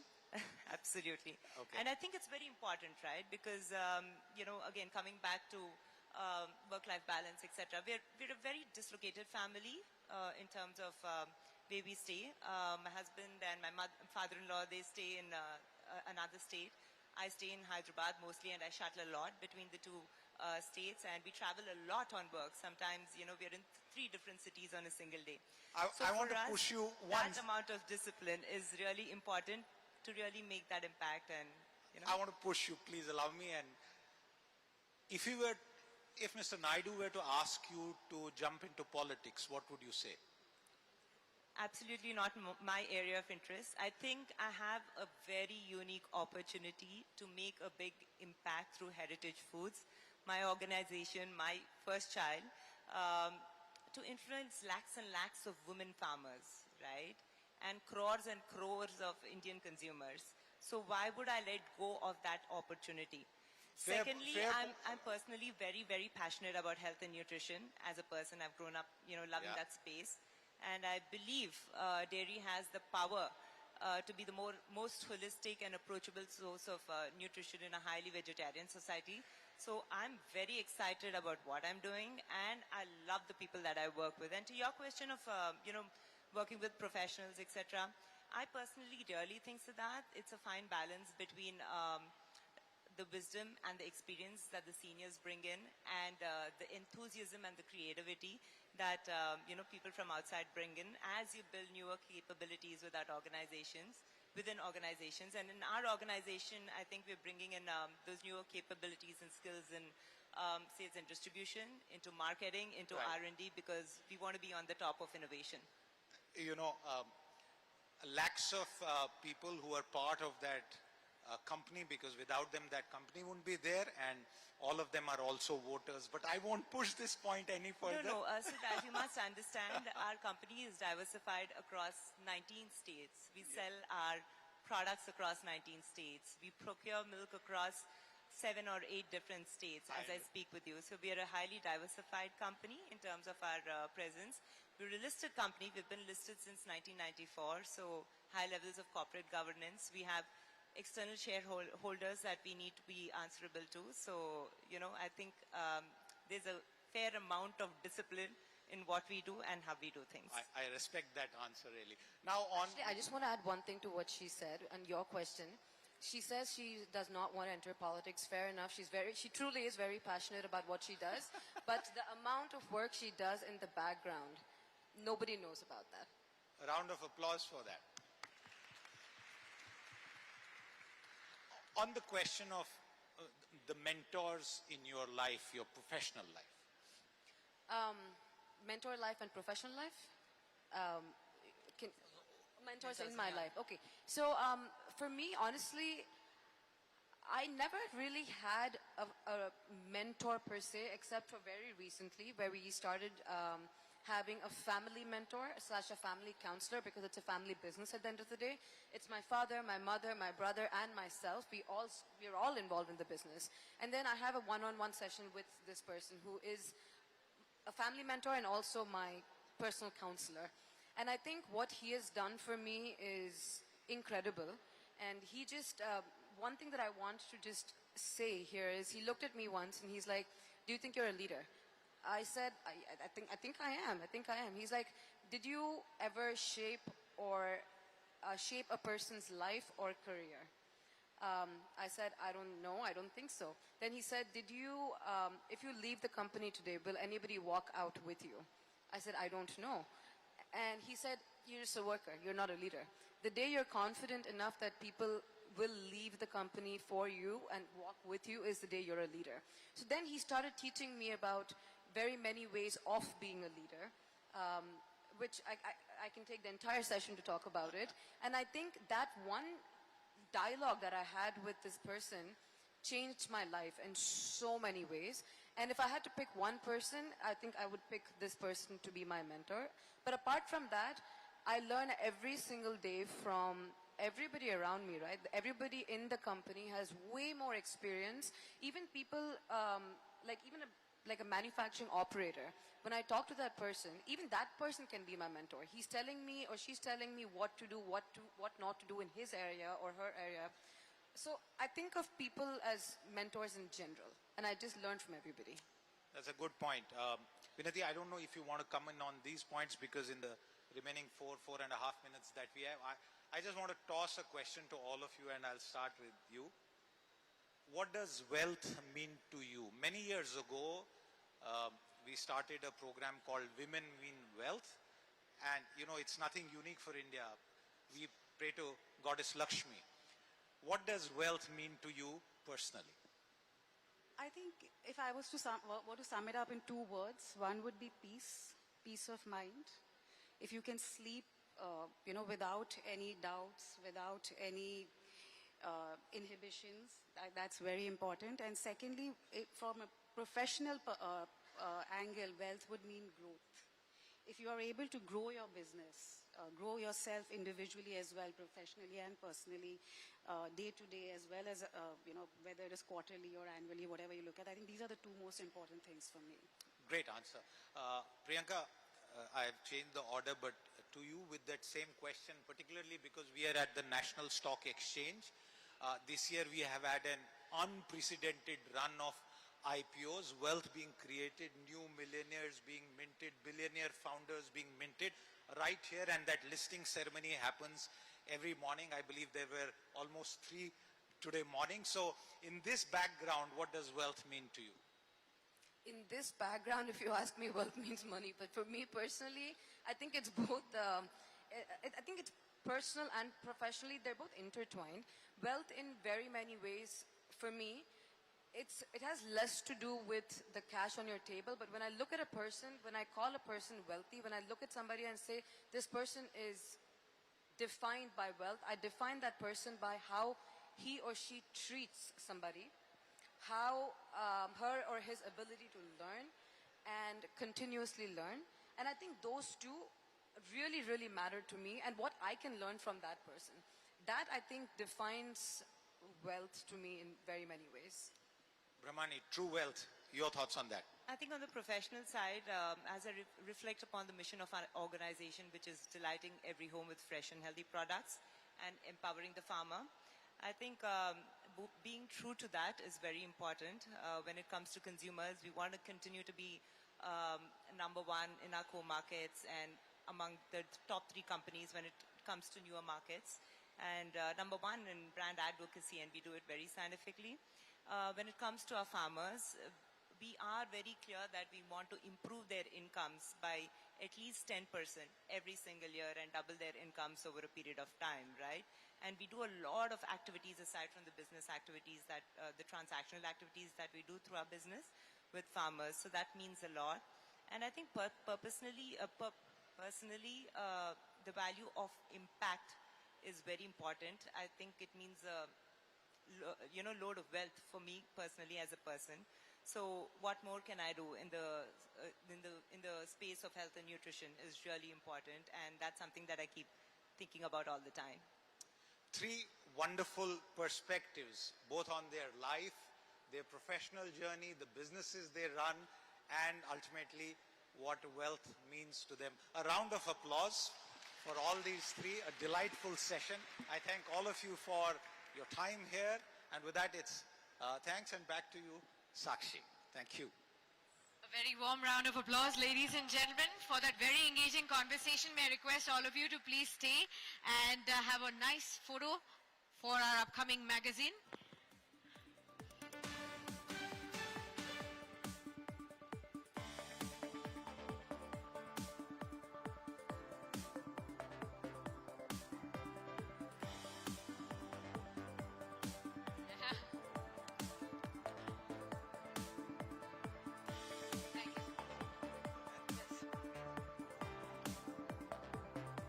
Huge round of applause, ladies and gentlemen. Thank you so much, Priyanka, Brahmani and Vinati, for that fantastic conversation.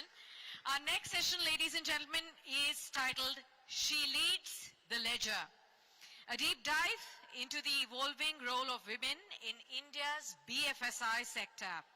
As India's financial ecosystem truly becomes increasingly dynamic, women leaders are at the forefront of this evolution, contributing to its strength through strategic foresight, navigating complex regulatory frameworks, driving digital transformation, and advancing financial inclusion as well. This session will truly offer a focused discussion on their experiences, contributions, challenges, the mentorship required to expand the pipeline of women in leadership roles across the financial institutions. For this next panel, ladies and gentlemen, please put your hands together for Praveena Rai, MD and CEO of Multi-Commodity Exchange of India.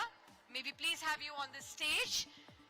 Let us also welcome Devina Mehra, CMD of First Global, Salila Pandey, MD and CEO of SBI Cards and Payment Services. Let's also welcome Preeti Rati Gupta, founder of Lakshmi. And to take this discussion forward, I'd like to invite session moderator Abha Bakaya, consulting editor of Business Today. Warm round of applause, ladies and gentlemen, for this next set of the panel. All right. Hi. Good evening, ladies, and lovely to have you here for this discussion. I think women in finance is something that gets everyone to sort of wake up and take notice, and I think it's an extremely powerful statement. I think today, when especially we're entering a very complex regulatory framework, do you feel that there are new kinds of skills or leadership techniques or things that need to be sharpened in order to deal with the landscape that we kind of maneuver today? And where do you see the opportunity for women leaders in this landscape? Let me start with you, Praveena. Hey, lovely to be here. Thank you, and great question to kick off the discussions, because I think in the world, amongst all corporates, and certainly when it comes to financial services, it's a big bouquet of focus on compliance and the regulatory framework, really get technology, and of course understand the domain and drive the business. We do have some phenomenal leaders, both men and women, but I think the inherent multitasking ability of women does hold good and actually gives them intrinsic skills that if they apply themselves to it, they can really make a mark and make a difference there. I think multitasking has been a clear theme through all the panels so far, a clear superpower. Devina? Yeah, I mean, finance is always a highly regulated business, always has been around the world, and it's a business where regulations keep evolving. So, in fact, that's one of the examples I gave in the Indigo fiasco, that so many industries Okay, if there were some more women at the top, and this is highly controversial of me, but if there were a few more women at the top, I'm saying regulations evolve when would they have industries managed it better? Come on, Devina, tell me, would they have managed it better? I would think maybe, I mean, at least on an aggregate basis, the women, you can say, have more empathy. So, I mean, maybe such a mess would not have been created. But that apart, I was talking about regulations evolving, and that happens in automobiles, that happens in finance. So, everywhere, industry has to adapt to tighter compliances. That's the nature of the game. And ideally, I would say that all these things should really be gender agnostic. I mean, that's the framework I have always worked with. When I started working, I was the only woman in the entire Citibank investment bank across treasury, merchant banking, etc., etc. But it didn't even occur to me, really speaking, on a day-to-day basis. I was at home, I was sharing accommodation with 3 guys, but all those things didn't matter to me. The only reason why I kind of underline the woman leader bit is because I realize girls and young women require more role models. But otherwise, I mean, to run a bank or to run a stock exchange or to run a finance company of any sort, it shouldn't really matter whether you're a man or a woman. Well said. Fair enough. Salila, your view? So, first of all, thank you for having me here. It's great to be among such outstanding leaders over here. A couple of things. When we speak of, as the financial system matures in a country, we will see more complexity in terms of the regulations as well, because regulations also evolve and mature as the financial system matures, which is happening to India. It has already happened in the developed markets. As Praveena mentioned and Devina mentioned, see, let us look at regulations first. Normally, you will find that there are 2 objectives of a regulator. One is protecting the customer, and the second one is to ensure the safety and soundness of the financial system. So women have some inherent qualities. I will not say that men don't have it, but you will find that the empathy is greater amongst women many a times, which basically forwards this objective of the regulator. Number 2, when there's a collaborative effort, a lot of collaborative effort is required when you are implementing regulations in the financial system. It's very important for compliance.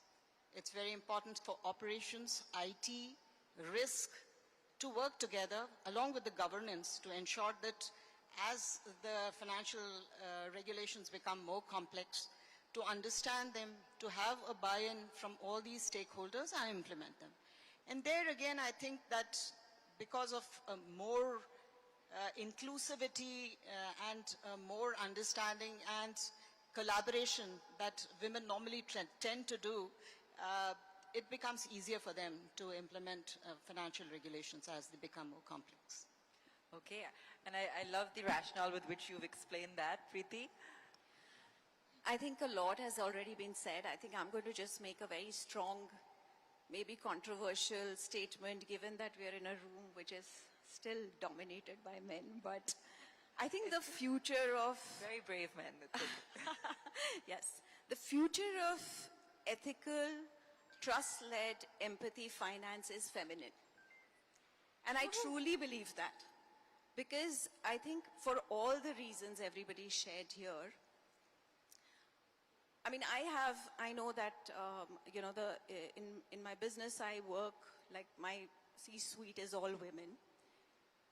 And I can see it that in everything that we do, there is already such a high sensitivity to regulation, compliance, and it just comes naturally. And I think it also comes from the intent of making sure that your customer, you know, you're doing the right thing for your customer. I think that's most important.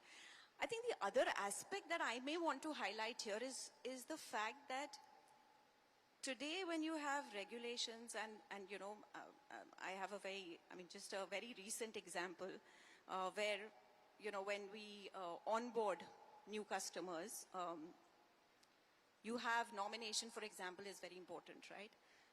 And then if a woman who's doing a 500 rupee, 1000 rupee SIP to begin with, because she's a new investor, it's her first investment. And then you tell her, okay, that nomination is important. If you don't do it, then you have to give a video KYC to say, you know. So I also feel that on the other end, I think regulation, as we get more and more newer investors into the gamut, and particularly women who are also very reticent about what, you know, the first time they're sharing anything and they have lots of options to keep their money in, to also pay attention and build in that empathy there as well, I think is very important. And I feel that's where a lot of the regulation, and I'm glad today, I think with the regulators, with the exchanges, there's a lot of sort of conversation that is encouraged, and it helps sort of bring to the, you know, to the core to sort of say, okay, this is upfront, this is the challenge. But yeah, I mean, I think to sort of second everybody here, I think as women typically, you know, when it is the regulatory compliance piece, I think it just comes very innately to most of us. So we're sitting here today at the National Stock Exchange. We're celebrating some of the most powerful and some of the most profitable women in business. And I think specifically when we talk about the banking and finance space, which is what the panel also represents, we've always have seen some incredible leaders in the Indian landscape. What do you feel? Each of you may have your own perspective because you are from different segments. But what do you feel we could do to enable more women to grow into leadership roles when it comes to this particular industry? Praveena. Yeah, I think, again, not so special, which is industry specific, but I think a lot has happened on the fundamentals, right? Like maternity leave policies, and I think most organizations have those basics fixed. So we are looking at next level. And that really has to do with creating mentorship, and I heard the previous panel talk a little bit about mentorship, creating networks, really developing that sense of, knowing what it means to break away and make a difference. I think these are elements which sometimes hold women back, and that sort of very critical mid-phase. Again, I think I heard an earlier discussion of 30s now. I don't want to put an age bracket to it. But there is a phase when there is like, oh my God, there's like stuff at home and, caring and, parents and children and all that complexities of life kick in. So in addition to support systems and policies, I think women breaking away from their own mental and psychological boundaries and barriers is important. So Devina made the point of role models, and that's also one of the reasons I think we need to be here speaking and sort of showing that these barriers can be broken. So that's very important, and these have to be conversations within organizations. because families don't have those conversations, right? So where are you going to do it? So it's got to be conversations. It's got to be a whole bunch of, of course there are women directors, and it bothers me that there's always one woman in every board. I'm like, why can't there be two? Right? Go beyond the quota. So there's got to be a lot of intentionality. There's got to be a lot of intentionality for this to move forward. And in fact, we've done a special feature in this issue on women in boardrooms. So do grab a copy of the issue, when it comes out. Devina, you've also, of course, been a very vocal champion when it comes to this respect, but I'd love to get your latest views. Yeah, I've been a feminist from age 10, so yes, very much so. And there've been talk about what the organizations can do, and there's a lot that organizations can do. There are also all these studies which show that women also hold themselves back.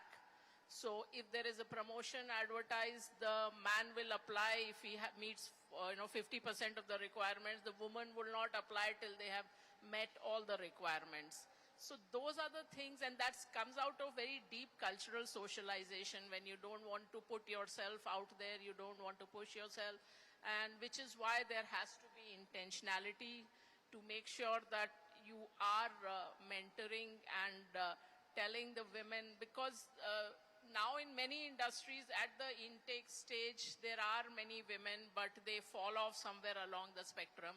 And of all the discussions I've heard up till now, it is only about the organization, it is about the women, but we're not talking about the elephant in the room, which is the family and society and what they expect of women.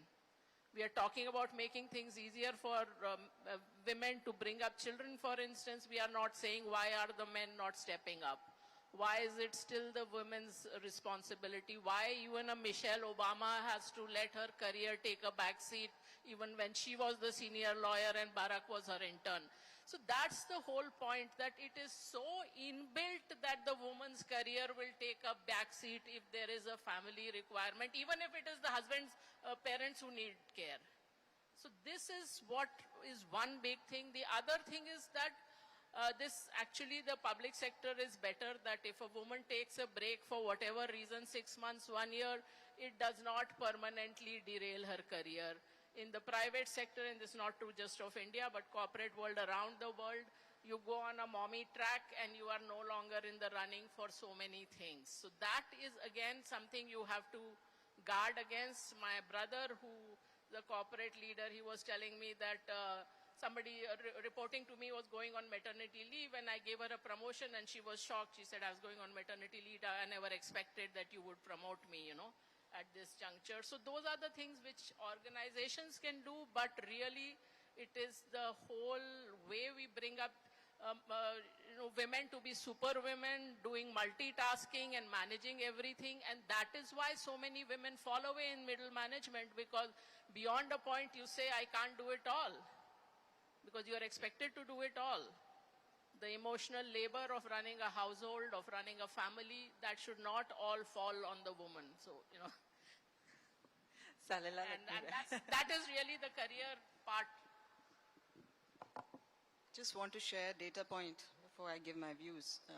I'm sure many of you might be aware that the women participation in the labor force in India is somewhere around 25%, as against around 60% in the United States. Even countries like Korea, South Korea, China, it's more than 50%.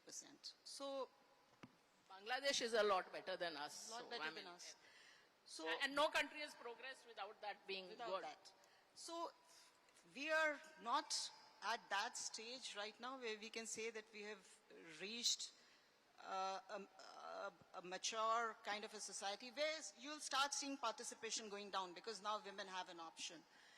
So first of all, a lot needs to be done. On the other hand, a lot has been done as well. If you look at the kind of initiatives, be it the corporates or the government is taking, there are a lot of scholarships now for girls.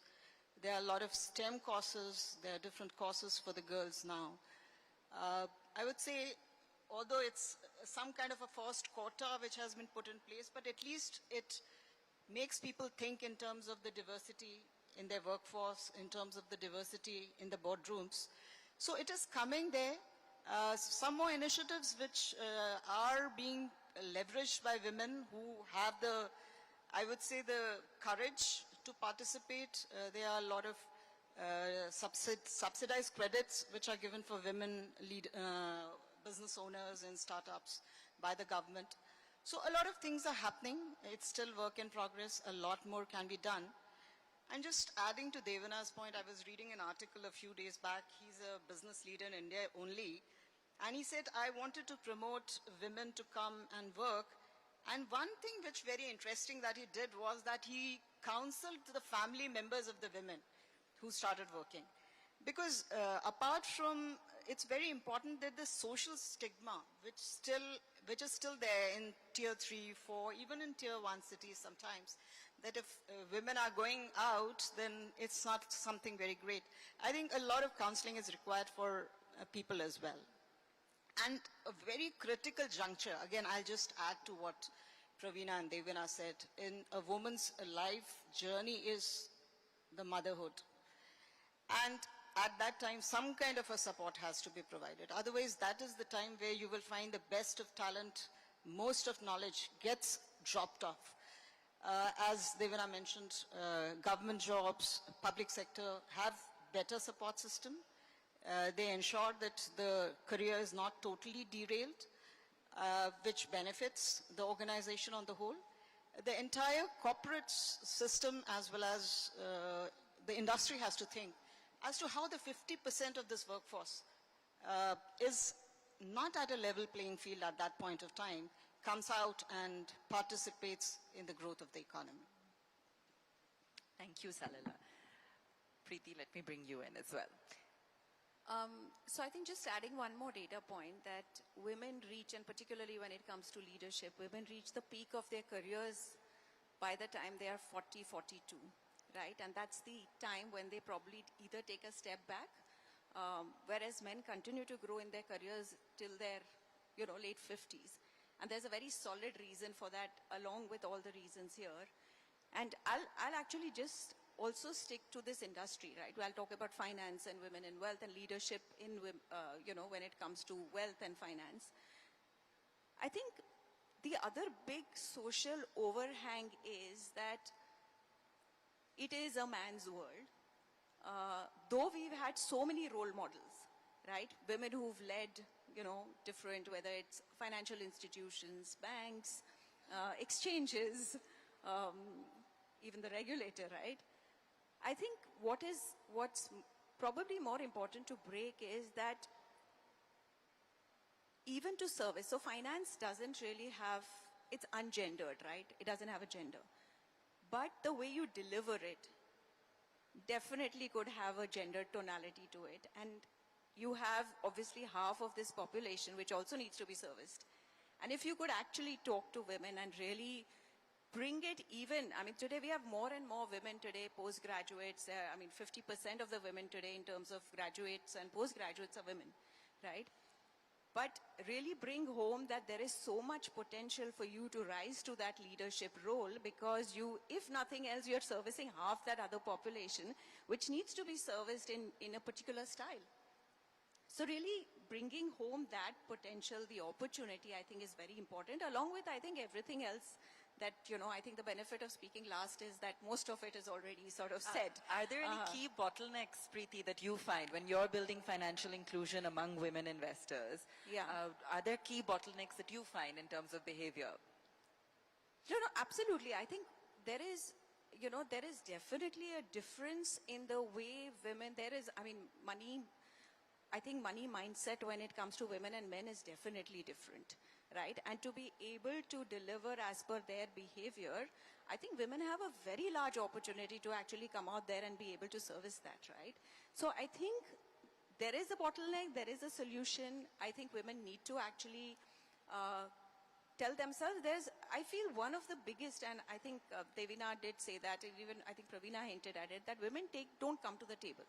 I think after a certain point, they are like, maybe this is not something. I think what we suffer from is probably more self-doubt than anything else. It's not a capability issue. It's typically a self-doubt piece that, and added to it, everything else that we have to there are expectations of this multitasking. I think multitasking is a word that needs to be removed from our dictionaries. I think it absolutely does no help and no service. On the contrary, it forces us to actually prove and say, yes, because I'm a woman, I can multitask. And I don't see any reason why you need to. Can I add to this, since you talked about financial inclusion? I can tell you, in this room, there are all these very high-level professional women, but a significant proportion of them would still not be managing their own finances. You know, this is the sad part I find, that even well-qualified professional women leave the investment management to the men in their family. I can see They're from all the smiling, smiles that so I'm not going to look at them. They can all come to Lakshmi. And That's so what I'm solving. I put it up in front of you that you think the men in your family understand investment. That may not even be true, because confidence does not equal competence. So just because they can... And I think there's statistics too, and this is not... And, you know, they're just like, they might, just because they're talking about stocks and cocktail parties doesn't mean anything. So please take charge of your own finances. You get the basic asset allocation right. Do not try to optimize. Do not use equities or markets for entertainment. You will be well served. It is easy to educate yourself. Women are good at savings, but often are not focusing on investment. So don't be at either end of the risk spectrum. One other thing I would like to say before I sign off on this, because it's a cause for me, so anytime women are facing me, I like to say this. And also remember, if you take risk, it is guaranteed that at some point you will make losses. Most of the time when a man makes a loss, first of all, they won't even tell the spouse. Even if the spouse comes to know, they will say, don't spoil the peace in the home, let me not question. But if a woman makes a loss, tumko to aata nahi tha, tum to bewakoof thi, why did you get into this? That is the thinking from the family, that's the thinking in the woman's own head. So get out of that and please manage your own finances, because till you are doing that, you are not really independent. I have a spokesperson for Lakshmi. That's free advice from one of the best fund managers in the industry. This is going to be a panel that I don't think you can manage much. I'm very happy to I let have you something speak. more to add. Please go ahead. And this is going back to the point on leadership, where I think there is this whole center or mid-phase, right? And I look at this as sort of the phase of social penalty, when a lot of pulls and pressures are there, and women either drop off. But instead of dropping off, I think if they are okay with the slowdown, and then really stay in the party, right? The opportunities will still open up, because the women are capable, intelligent, hardworking, they have everything that it takes. Except that when they slow down a little bit, then they feel, oh my God, my peers got promoted, etc., etc. All kind of psychological devils in the brain come in, like chew it up, and then they actually give up. So I think it's just about having those conversations to have them hang on, and then I think the magic sort of happens later on. So I'll ask you the same question. If it were to have been an all-women leadership team at Indigo, would the result have been different? See, we are willing to talk about so many things. Yeah, let's leave Indigo alone, because I'm not an airline person. They're all being very diplomatic. But I mean, my only problem with the question like that is that when women leaders have missteps, either because of competence or integrity issues, many times we take it all upon ourselves as if it is some kind of judgment on all women leaders. So that's why you should not say that women are like this or like that, because women are human beings, and they will be, it is like saying when a woman driver makes a mistake, it gets generalized, oh, women drivers are like that. When men make a mistake, you don't say all men drivers are like that. So don't generalize on either side. All right. Half your questions are cancelled now. I know. I mean, with this panel, I sorry, coming up. But Abha, veterans. please do touch upon the women and risk bit, because I think that's something that this panel can clearly. Okay. All right. But you know, what I love about this panel is that at least they're being real. I think we tend to glorify a lot of what the progress we have made so far, which is important. And we've acknowledged that. But I think it's also important to look at perhaps where the gaps still are and what can be done.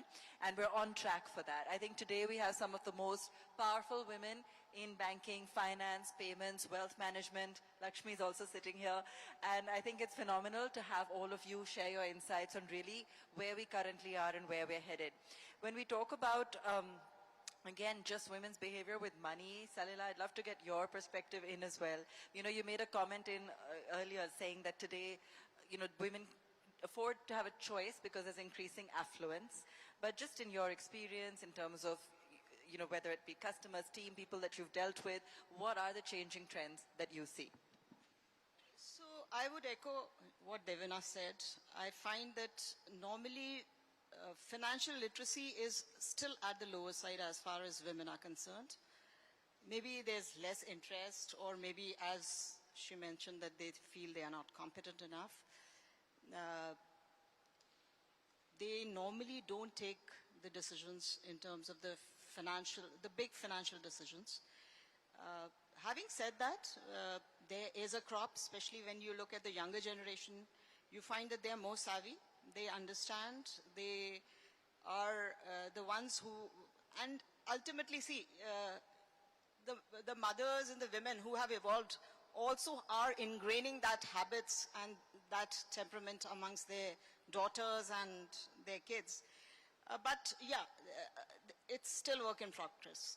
We still need to see more financial literacy and development, even amongst the more evolved women and professionals.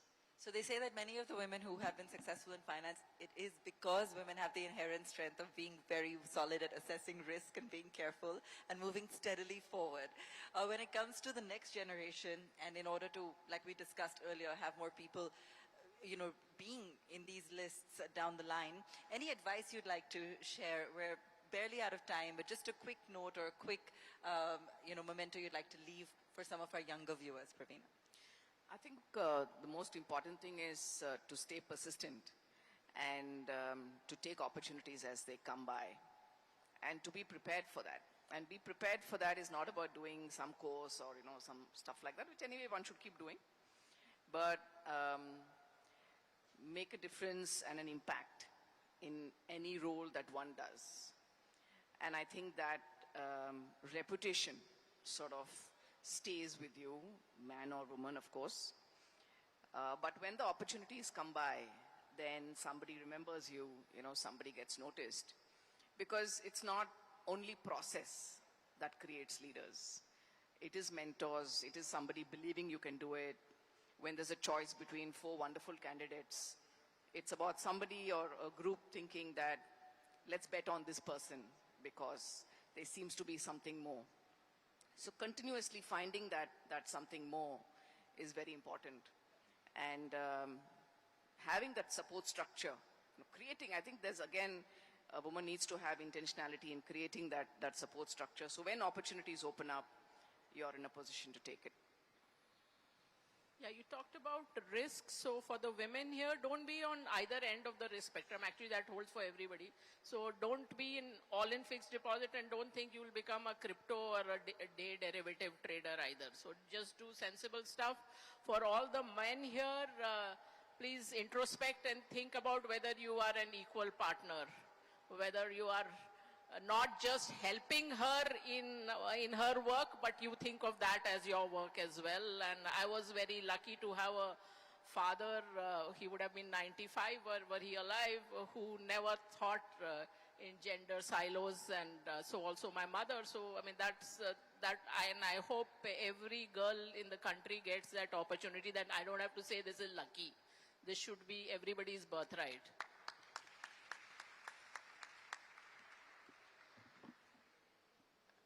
Come out of your comfort zone, number 1. Number 2, have belief in yourself. Aspire for something, plan and work towards it. And most importantly, not just reach out for the opportunities. If you feel that, even if you feel that, okay, I'm not 100% of it, even if you feel you're 80% for it, go for it. So those are a few things which are important. Preeti, I think you have the biggest task ahead in front of you with this entire market to tap, to condition, to, inform about their choices. Yeah, I think, while closing the literacy gap, one of the things I say all the time, that all this talk of risk-adjusted returns, I think we women have been doing it since day one. What it actually means is the ability to weigh what is the risk versus the return, right? And I think we do that, it's innate, and therefore, while it sounds like this very large jargon, it comes to us very, very naturally. So I think that's the first myth that we need to break. A lot of women I meet say, I'm not good with money. I'm like, how do you even say that statement? Because you're definitely making, some 20 or 30 money decisions on a daily basis. So you can't say that, right? So firstly, I think take that myth out. And I think Devina very rightly said, a lot of women in this room may not possibly be managing their money. And I think it's very important in this day and this age to start doing that, because nothing is forever. And therefore, your financial fitness is just as important. And you got to do it just like you do your physical fitness and all the rest. So absolutely, I think I completely, and that's why Lakshmi exists, obviously, to bridge this gap. But I think very important, again, that this is not just a women's conversation. It's very important for men to participate in this conversation. And just like Devina, I think I was lucky to have a father who at 16 said, listen, you got to manage this portfolio. So it just became, he never said that this is not your job, or I do it better, or somebody else will do it better. So it's very important for the men to join this conversation, because at the end of the day, it's not about men or women. It's just a healthier society. And I think when women manage money, only good things happen. So. Always a pleasure exchanging ideas with some of the sharpest minds in finance in the country. A big round of applause to our panelists here today. Thank you so much, ladies. Thank you. Thank you so much for that very engaging conversation. May I request you all to pose for a nice photograph now?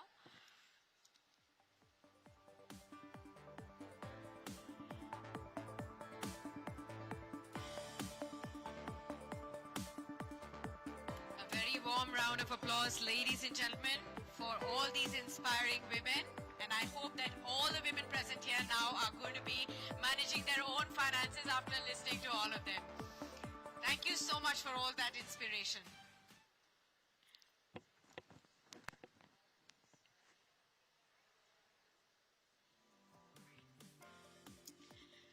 Ladies and gentlemen, it is now time to felicitate all our partners and sponsors for their unwavering support. For this, I'd like to call on stage Mr. Dinesh Bhatia, Group CEO of India Today, to please come up on stage.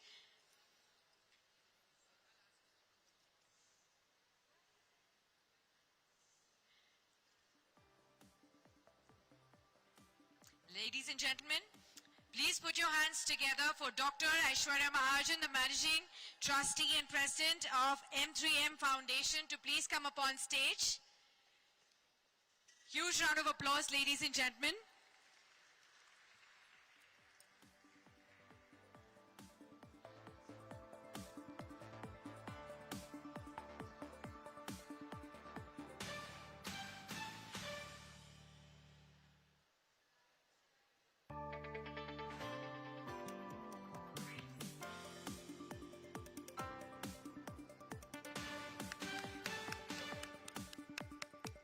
Thank you so much, Dr. Mahajan.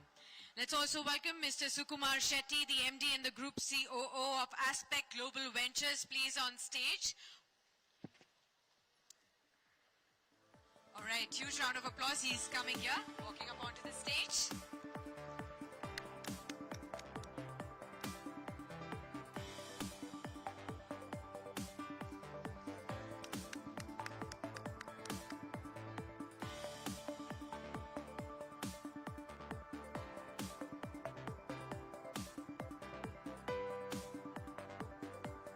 Thank you very much, Mr. Shetty. Let us also put our hands together to welcome Suranjana Datta, the Chief General Manager, Head Strategic Training Unit, State Bank of India, please. Warm welcome.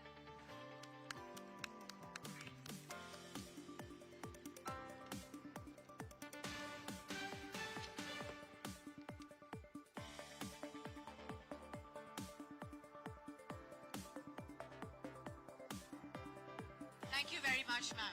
And thank you so much, Mr. Dinesh Bhatia. Thank you. Ladies and gentlemen, time to move on to our next session now, and this one is titled Shaping Tomorrow's World. The IT sector, ladies and gentlemen, is actually undergoing one of its most disruptive periods, defined by accelerated innovation, shifting global priorities, and an unprecedented AI-led digital transformation.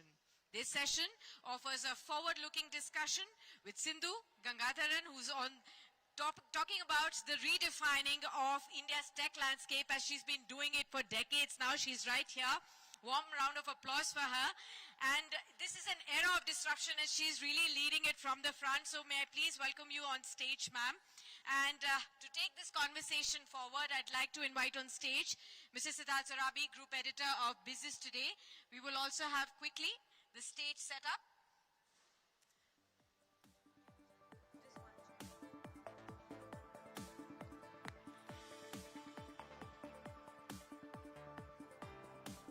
Just 30 seconds and we will have the name tags also on the stage and the mics as well. Thank you so much. Please walk up onto the stage. Huge round of applause, ladies and gentlemen.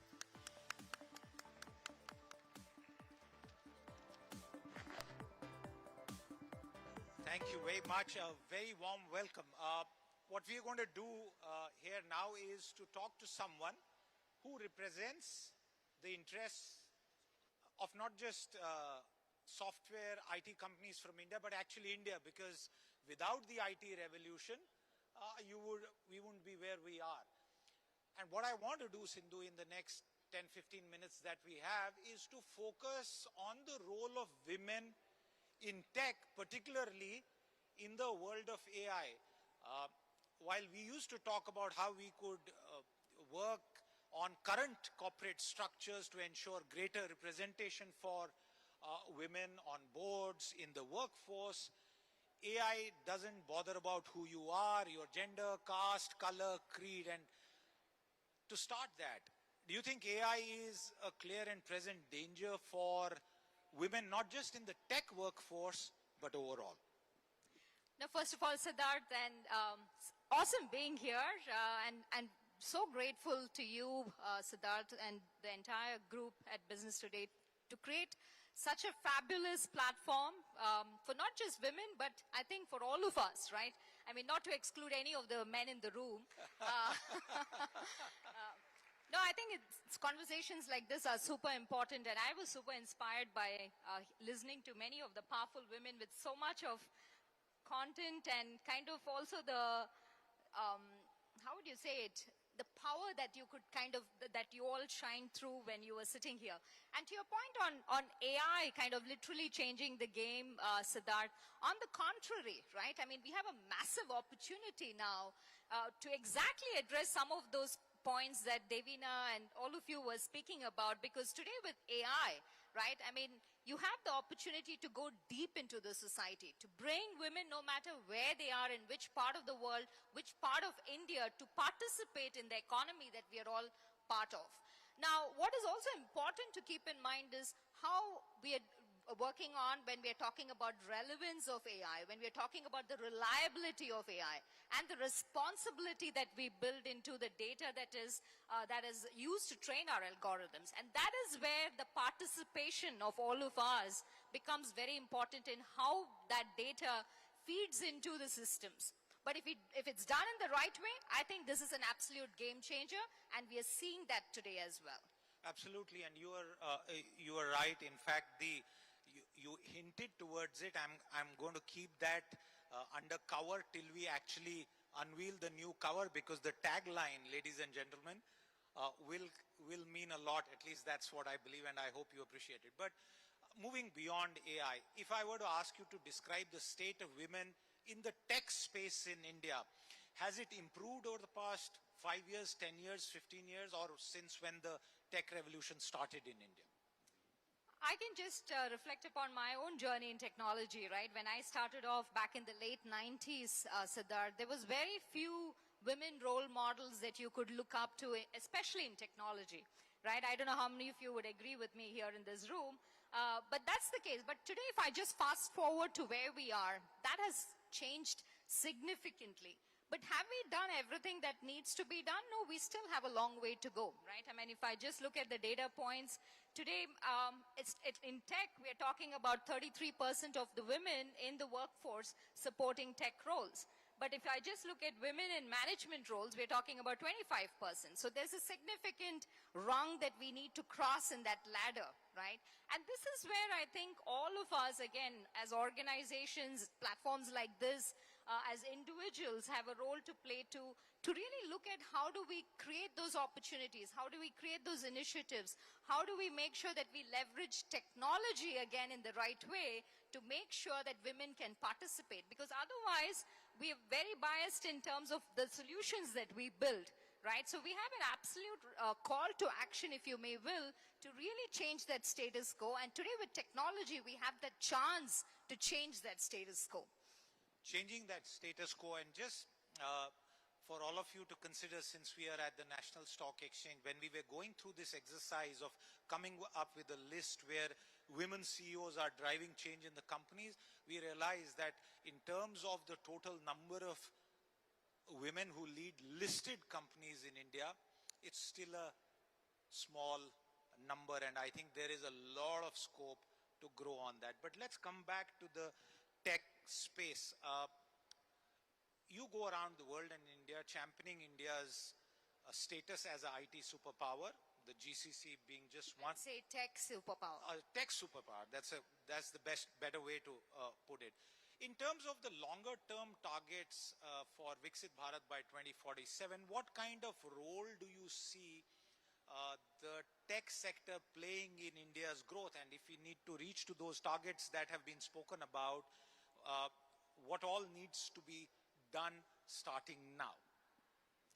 Yeah, I think that's the, I mean, if you just look at few things, right, what India is getting right, and I think in the last decade, if I look at things on how things have shaped up, there are three things playing to our advantage, Siddharth. One, I think it's absolutely clear our demographic strength, right? There's no doubt about that. The second aspect is our digital maturity. I think that as well, there's absolutely no doubt about that. The third piece, I think, which has changed, and particularly in the last decade, is also the trust that we have gained from all over the globe, right? And you mentioned GCCs and the kind of growth that we are seeing with the global capability centers here in India. Now, if I just touch upon each of these points, the demographic strength, right? I mean, if you think about, we are a nation of 1.48 billion people, and if you just look at 65% of our population are below the age of 35, which makes us a very young and a very ambitious workforce, right? And also, if you just look at some of the stats out there, we're talking about 100,000 startups as we speak, 110 plus unicorns as we speak. We're talking about a $5 trillion economy on the horizon by 2047. We are talking about one of the fastest growing digital economies in the world. In fact, 87% of the transactions in India are digital transactions, right? So that's a big part of the growth. The second piece, if you just look at our digital maturity, I think India has absolutely proved what it means to build inclusive technology. If you just look at our digital public infrastructures, be it the unified payment interface or the open network for digital commerce, or if you look at Aadhaar, one of the largest digital identity solutions out there in the world, we're not talking about using these solutions for just one strata of the society, right? I mean, UPI opened the game for literally everybody out there. Similarly, we'll see that kind of revolution happening when we talk about open commerce. I mean, we have more than 300 million sellers on ONDC today, right? And those numbers are only going up as we speak. So as a nation, we have also understood how do we build public infrastructures, but very, very in an inclusive manner. And these are not just national success stories, these are global success stories. And the third piece, which I want to come back to, is the trust. I mean, we saw the recent investments that, say, the Microsofts, the Googles of the world, I mean, my own hat at SAP, I mean, the kind of investment that's happening in the nation. And that number, just to interrupt, please take pause, $65 billion announced in a matter of what, 72 hours or thereabouts? Exactly, and that's the power of the growth that we are talking about, right? And what we're also having a very stringent focus on at NASSCOM is to also drive that IP creation from India for the world and to make India a product nation. And this is why this whole focus on entrepreneurship, product management, that focus on tech, getting women into the workforce all becomes equally important to get to those numbers. You've given me so many questions, so I'll try and keep it quick. Earlier you mentioned startups. Offhand, are you able to tell our audience that how many of these startups, for example, that you may be aware of are led by and founded by women? I mean, I can just speak from my experience at SAP, right? We had an entire cohort that we had just last year of only women-driven entrepreneurs that we brought in. And these were enterprise tech startups that we brought in, who really complement the areas when it comes to core finance, when it comes to core supply chain, when it comes to areas around spend management, when it comes to areas around human experience management, customer experience. And it was absolutely phenomenal when we went through those rounds of identifying the women entrepreneurs. I mean, we had so many, and it was so tough to kind of pick the right ones for the areas that were complementing our business. So I think we're doing phenomenal, but can we do better? Absolutely, yes. Okay, let me ask you a broader question, and this is an industry question. Till recently, there was a sense of doubt within all those who are IT analysts and the wider community about the future of Indian IT. With this $65 billion, people have seem to be overcoming a doubt about the outflow of FPI and FDI is coming back. But for Indian IT industry, what kind of future do you foresee? Are the dark clouds kind of dissipated? No, on the contrary. I mean, I think you refer to also how some of the technology changes, the pace at which technology is changing.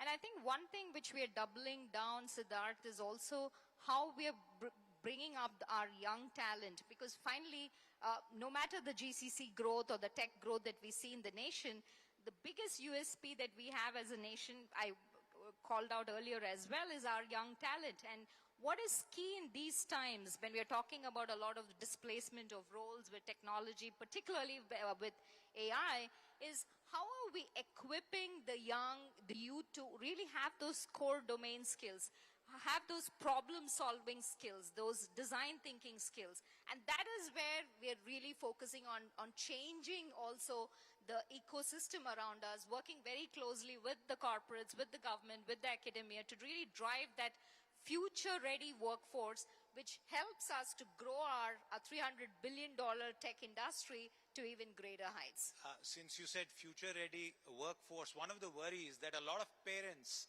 and engineering students have is on the H1B front. As the chairperson of NASSCOM, how worried should we be about the winter that seems to have set in on the H1B route?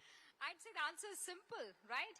India is the place to be. Now, this is the brilliant opportunity for all our folks to come back to India, create those roles here, because finally, if we want to reach our Viksit Bharat ambitions, we need a lot more of job creation here. And I mean, this is the perfect time. I mean, I spent 18 years of my career in Germany and moved back in end of 2019.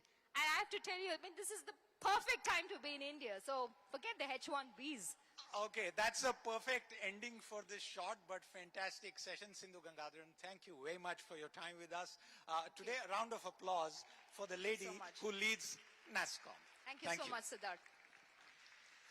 Warm round of applause, and thank you so much, Sindhu, and thank you so much, Siddharth. May I please request you to stay back for a nice photograph, please?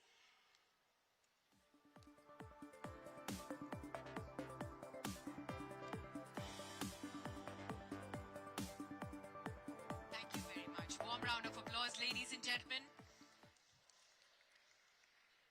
Thank you so much. All right, ladies and gentlemen, it's time for the next session now, which is titled Ambition versus Biology. Women often face a unique intersection of ambition, biology, and societal expectations, and in this upcoming candid and thoughtful conversation on the complex choices that women confront often as they balance this unique, unspoken tension pursuing demanding careers while also navigating the biological milestones and all the external pressures as well. This session will truly explore how to build ecosystems that truly make room for both career as well as life decisions, honor both personal as well as professional aspirations, and the seismic shifts that are needed to create an environment where women can thrive without any compromise at every stage of life. For this session, I'd like to call on stage our next speaker, Amira Shah, Executive Chairperson of Metropolis Healthcare. Warm round of applause for her, please. And to moderate this session, I will be moderating this along with my co-moderator, Abha Bakaya, Consulting Editor of Business Today.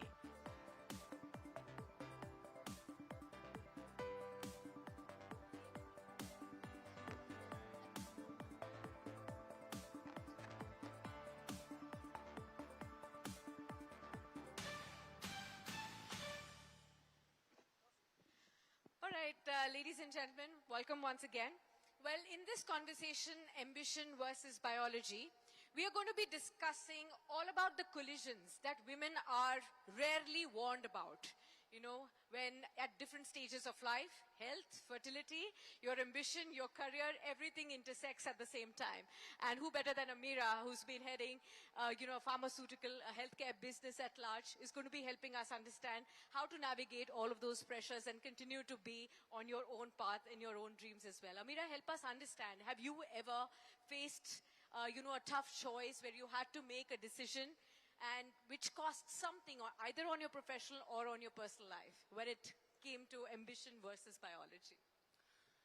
Thanks, guys. Thanks so much. It was so good to see you, all of you, and so many new faces. So really excited to see so many more women and so many men in the audience, by the way. Very happy about that too. But, I think when we put the question of work-life balance, or we put the question of ambition versus biology, you're almost positioning it like it has to be one or the other, right? And obviously the ideal state scenario is where you can have it all, you can do them both, and you can carry on with life.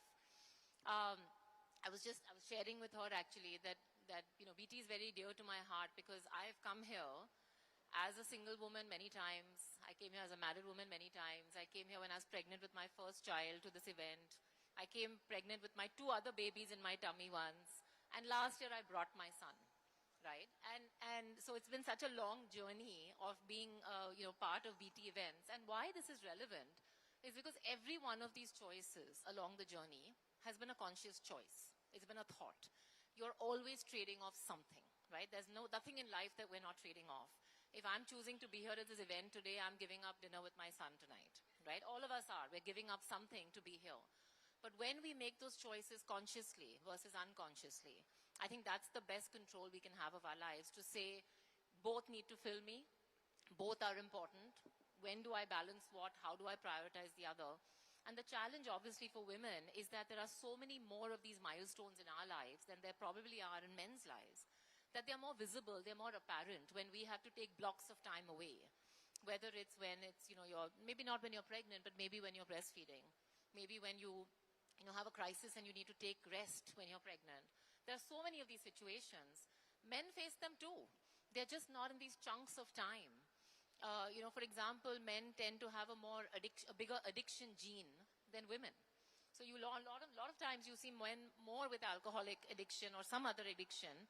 Now, they may not be gone for 3 months at a time, but they're probably struggling with it every day. That also leads to non-productive behavior or non-productive time in the workforce, but that's non-quantifiable. With women, the challenge is we have these blocks, and I think that's the reason it becomes so apparent. So I know that Amira and I have been having this conversation for the last decade. Maneuvering choices and options and the ways of the world. But Amira, would you say that women today have more choices, whether they want to do IVF, surrogacy, adopt, and do you think that has perhaps made it easier for them to be a little bit more independent, to make a choice as to whether or not they want to delay that journey into motherhood, choose their career, perhaps for the next 5 years when it's critical for them? And do you think that some of these choices help Of course they help. I mean, the last time we had a path-breaking time was when they invented the birth control pill. It brought agency to women, right? The ability to make your own choices. And honestly, egg freezing, IVF, is that second round of fantastic innovation that puts it back in the woman's hands. There was a time when, it was out of our control. It just happened whenever it did. And you had no way of navigating life. I think the fact today, and it was my own situation, and Sakshi knows this. When I was 32, and I realized that my AMH level, and AMH is the hormone where you do your check for your number of eggs. And I found that my AMH was falling. I immediately went and did egg and embryo freezing. Because I said, look, I'm not ready to have kids today. I'm not in that circumstance, but I want to have the option in life. I don't want to be 40 when I decide to have kids and then not have the alternative. And I was 40 when I had my first child, and thankfully I had the option to use my eggs and my embryos, right? So I think having that power to choose is just phenomenal. And it makes your choices for your work so much easier. Do you think that perception for women once they do take on motherhood or are going through a certain phase in their lives does change when it comes to their male counterparts and how they're perceived in the business world? And I ask because you've always been a go-getter, so I'm asking a controversial question, but I'm just asking for, what is the reality? Are they somewhere dismissed already, knowing that, okay... I'll give you my my own anecdotes, right? And, all of us women here, I don't know whether you guys, I know certainly when I've gone for meetings, even earlier in my life, and I had my guy manager with me. Many men would look at my guy manager, would not look at me in the eyes and talk to me, right? I'm sure everybody here has faced this at some point. It's the same thing now. The minute you have kids, suddenly, and I don't know how much of this is gender-based, but the same guys that I would meet at events and I would have a business conversation, we would talk about macroeconomics, we would talk about what's happening, what companies to invest in. Now the first question is, how are your kids? And it's lovely, and I'm very happy to talk about my children. But there's a shift, because now somewhere they see me more as a mother than they do actually in some ways as a business person, right? There's a shift in their minds. Nothing has changed for me. I'm still happy to talk about macroeconomics, but there is a shift. And I think the automatic assumption is, oh, now you must be stepping back. Oh, now you're letting go. You're not doing so much active stuff, etc. And I happened at the same time to be one of the very few people at 45 who said, I'm going to promote my CEO to MD and I'm going to move myself to an executive chairperson role. Not because I had kids, but because I thought that was best for the business. Now, when a guy does this, he celebrated and said, oh, so progressive and, how such an amazing delegator. When a woman does it, oh, she anyway wanted to be with her children. So it's a double-edged sword. Yeah, so on that point, do you think, Amira, that Indian corporates are even now fundamentally still working with a male-centric career model? Do they still assume that there will be no biological interventions? Are there still any blind spots that leadership still is overlooking at this point? 100%. I think all of our business models assume completely linear working, right? You assume people are going to just keep working. There are going to be no stops in life, no mishaps in life, no pauses in life. And that could be for men as well. I mean, going back to the example I gave, somebody has an accident, they're out of service for 6 months. Somebody has an addiction, they're out of service for 3 months. Or, those of us who choose to have children and that changes your life. For any of the above, it's not a linear working. Your parents fall sick, you have to take care of them. There are so many things that happen. And corporate India or corporate global doesn't allow and structure for that buffer. We assume there's a continuum, so therefore when there is a break, we're like, oh my God, this is too hard to deal with, so it's better not to have women, right? Rather than actually structuring and saying that this percentage of my workforce is going to go through a non-linear cycle, how do I plan for that?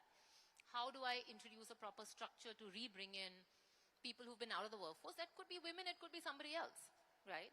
So I think there are certainly things we can do in that. And that's just what I was going to ask you, that what are perhaps some of these structures doing, whether it's corporate, healthcare, you would know best, being from the healthcare space. I know you've also made some investments in startups like Luma Fertility, which looks into this.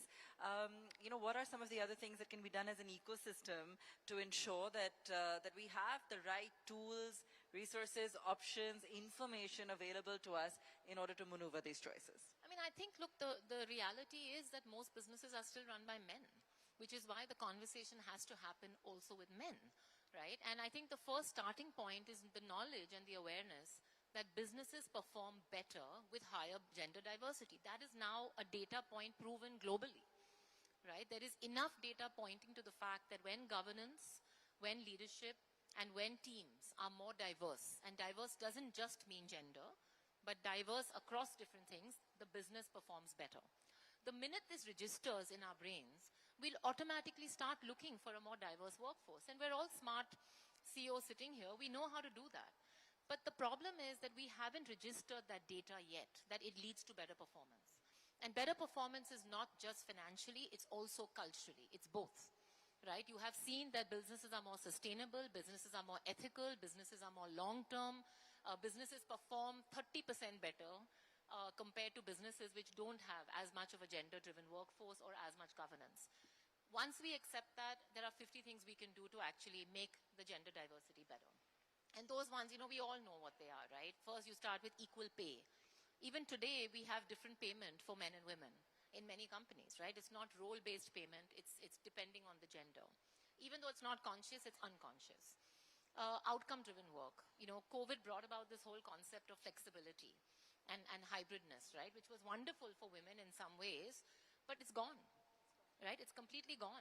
Now, all CEOs are saying, no, I want everybody in the workforce. Who does it impact? It impacts the women because they are still giving the care to the children, to the elders, to the in-laws, to the parents, to everybody. Absolutely. I would like to make hybrid working mandatory, not optional. And it has to be mandatory for the men and the women. Because the minute you make it optional, the men will show up 6 days a week because they're happy to be in the office. The women will not show up 3 days a week, and that automatically becomes the line of division. So I think making a mandatory hybrid is one of the examples. Absolutely. So on that point, I was going to be coming to it, and one of that point you've already highlighted, hybrid work culture, which actually benefits women more. If all of the CEOs, CXOs sitting here redesigning workplaces, what are the top 2 or 3 policies that you will tell them that must be made mandatory to ensure that women don't have to compromise on ambition and yet can just stay on the path despite all the interventions that they have to go through? So one, I think over time, and I understand we can't make these changes overnight, and it also depends on the industry. I mean, you're already seeing in knowledge-based industries, hybrid working continues. Many organizations still have 2-3 days a week as an hybrid working option, right? For a lot of Indian companies, that's not a reality. In a company like ours, which is services, it's not an option. I need people physically on the floor to run the tests. I don't have an option to give you a hybrid from working from home. So depending on your sector, I think moving more and more towards hybrid in some sectors and in some small dosage, I think would be important because it creates the flexibility for man or female to give care to whoever they need to give care. Today, as we all know, most of the burden of care is on the woman, and then she will take help from the man, right? It's certainly not equal, it's certainly not divided, it's certainly not in any of those formats. So how do you create moments of time where the man also has time off to do the same? So that's one.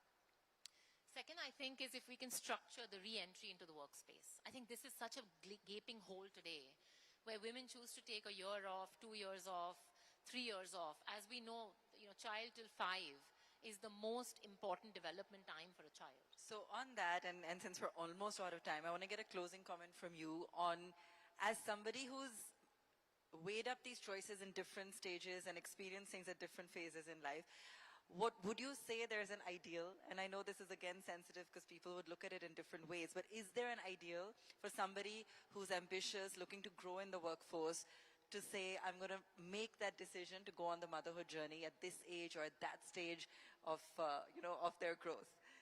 Look, there is no ideal, but I can only tell you, a lot of people look at me, I had my child at 40, I had my twins at 44, right? And a lot of people say, oh my God, so late. And yes, it was late compared to the norm, but it was wonderful for me because it gave me the age of 20.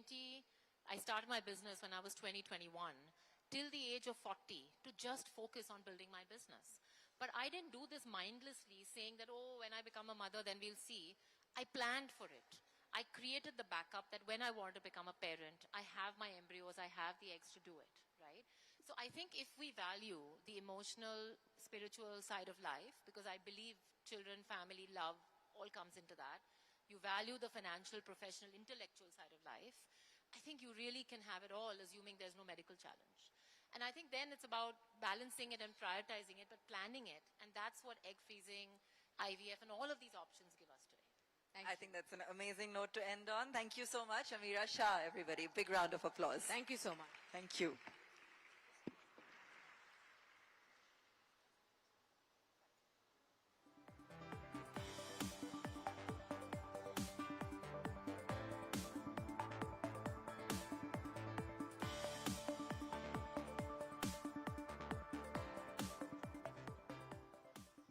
A very warm round of applause for Amira, ladies and gentlemen.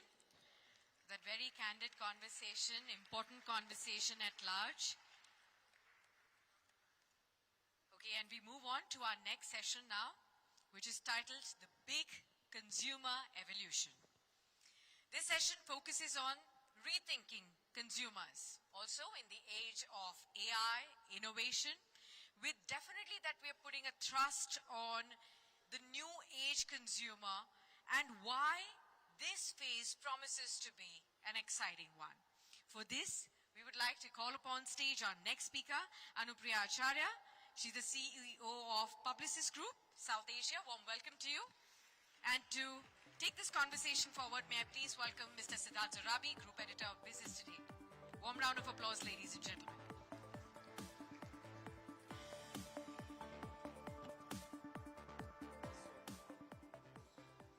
Thank you very much, and very nice to be seeing you again.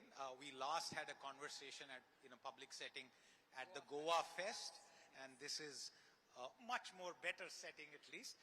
I want to start because the topic is really about the Indian consumer and the evolution that we've seen.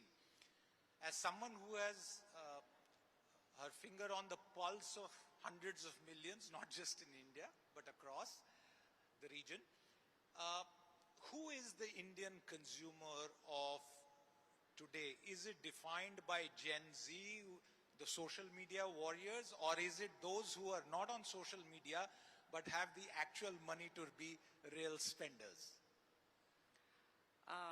Firstly, thank you very much for having me over here. It's always wonderful to be at your events, so thank you.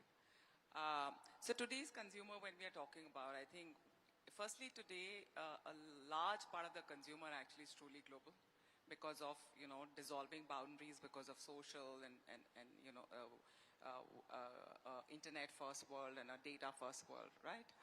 So if you look at the consumers today, large part of them, I mean, most of the brands are targeting consumers which are like the Gen Zs and not to forget the millennials. The key difference between the consumers today, whether it is in India or whether globally, as compared to, say, consumers about 2 decades back, is that these consumers, when we talk about the Gen Zs or the millennials of the world, these consumers are largely digital natives. What I mean by that, now digital native again is a term which is like very often used by a lot of people, but what it really means is that these people actually have grown in an era, right from the childhood or early young adulthood. They have lived in an era where Web 2.0 was all around them, which means they were living in a social world already.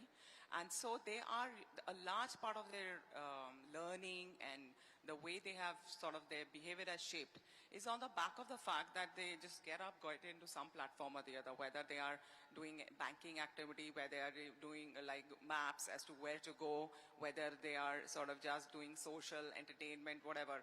Everywhere they are used to being known as people because every platform speaks to you as a person, So they are used to being treated like that. Everything should come to them with a click of a, click of a button and things like that. And more recently, of course, the same consumer is also shaping further with the advent of AI and now more, recently generative AI. So now even those consumer behaviors are changing, we see very, very fast. Just like, at some point in time, the keyboards got replaced by touch and swipe because the smartphones had come.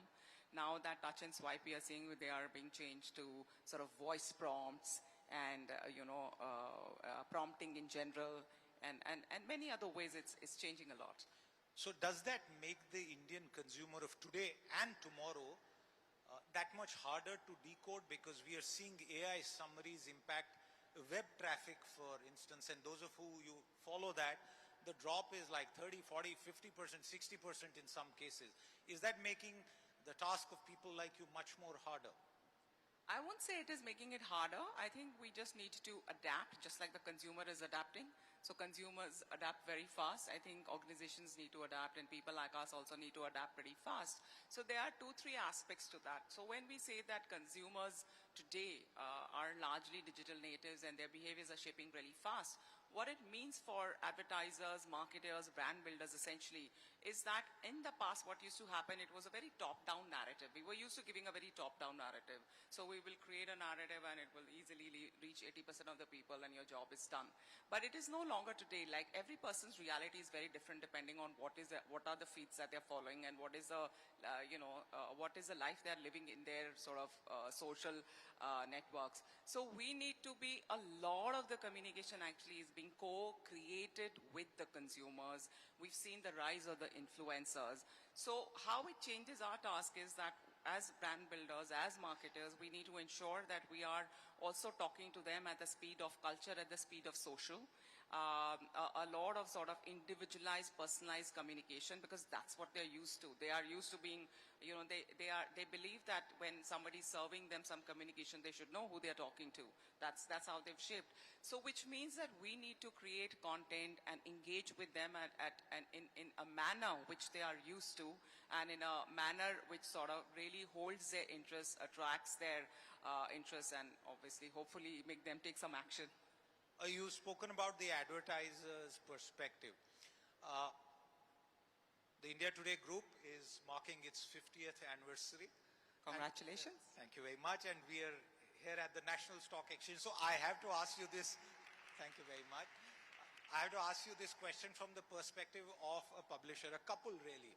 So while advertising is growing, what we are seeing is that big tech and sort of non-transparent algorithms are sucking away that advertising. And content strategies are therefore also, especially in the digital world, following that. But what about traditional publishers who put in sweat and blood, hundreds and thousands of people who want to create good content, not top-down really, but credible content? How do they adapt to the shift? What would you say as one of the biggest names in the advertising fraternity? So I think it's been spoken about before as well. I think content is still king. And how you reach the consumer is what is really changing. Just like I gave an example of how marketers or brand builders have to change their tactics to reach the consumers, and the old way is not working. Similarly, content creators, news creators, they need to change the way they are reaching the consumers. And, just sticking to a format possibly is not going to work. Now, interestingly, I want to quote a study here. Like last year, we'd done a study on Gen Z. Obviously, everybody wants to decode them, so we did our own bit on the Gen Z decoding. And Can I interject? We are going to soon come out with a Gen Z survey. I'll leave it for then. Go ahead, please. Right. So one of the very interesting things that came out from that, and it really took me by surprise. I'm of course of that vintage where I believe that, I believe that news titles, the credibility of news and everything is dependent on the titles, and, we don't believe any news which is coming here and there and whatever. And I thought that is how the world would be, and that is how, very surprisingly, what came out in the Gen Z report is that their first port of call for news, okay, there are no surprises there, is the social feeds. But it is not only their first port of call, it is also what they trust. So I digged a bit deeper in that as to why is it so. And what came out over there really is that the reason they trust that a lot is because they believe that, firstly, it's open to the world. They sort of go through the whole sort of whatever is the news. And then they possibly, spend same amount of time, even all the comments which are there below. And so they make their own sort of impressions basis those comments as well. A lot of them believe that news which is being served to them on platform or on known titles or known could very well be influenced either by business or by economics or by politics or by various sort of interests. And hence they believe that if they are reading it in an open platform where people are free to comment, they go through the comments and make their own opinions. So, I mean, basically we will have to keep a pulse on the, finger on the pulse of the consumer and figure a way to crack that.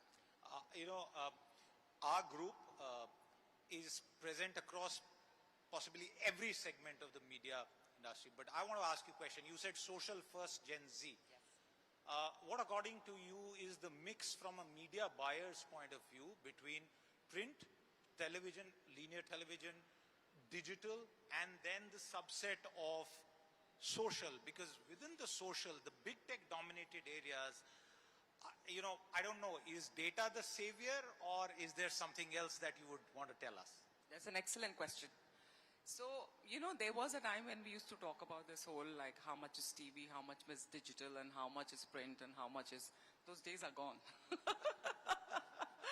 What I mean by that, essentially, is that everything is being served on digital platforms eventually, just like you said that as we have the YouTube MD of India right here. So. Yes. I'm not putting any figures, okay?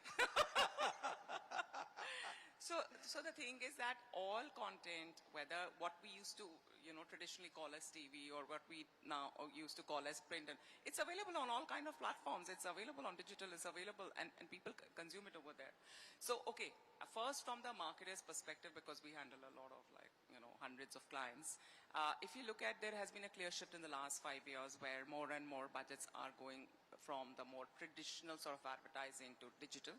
That being said, digital is also like a sea, okay? Digital is not just digital. Digital means a lot of things. And so people are doing search, social, travel, banking, or everything on digital.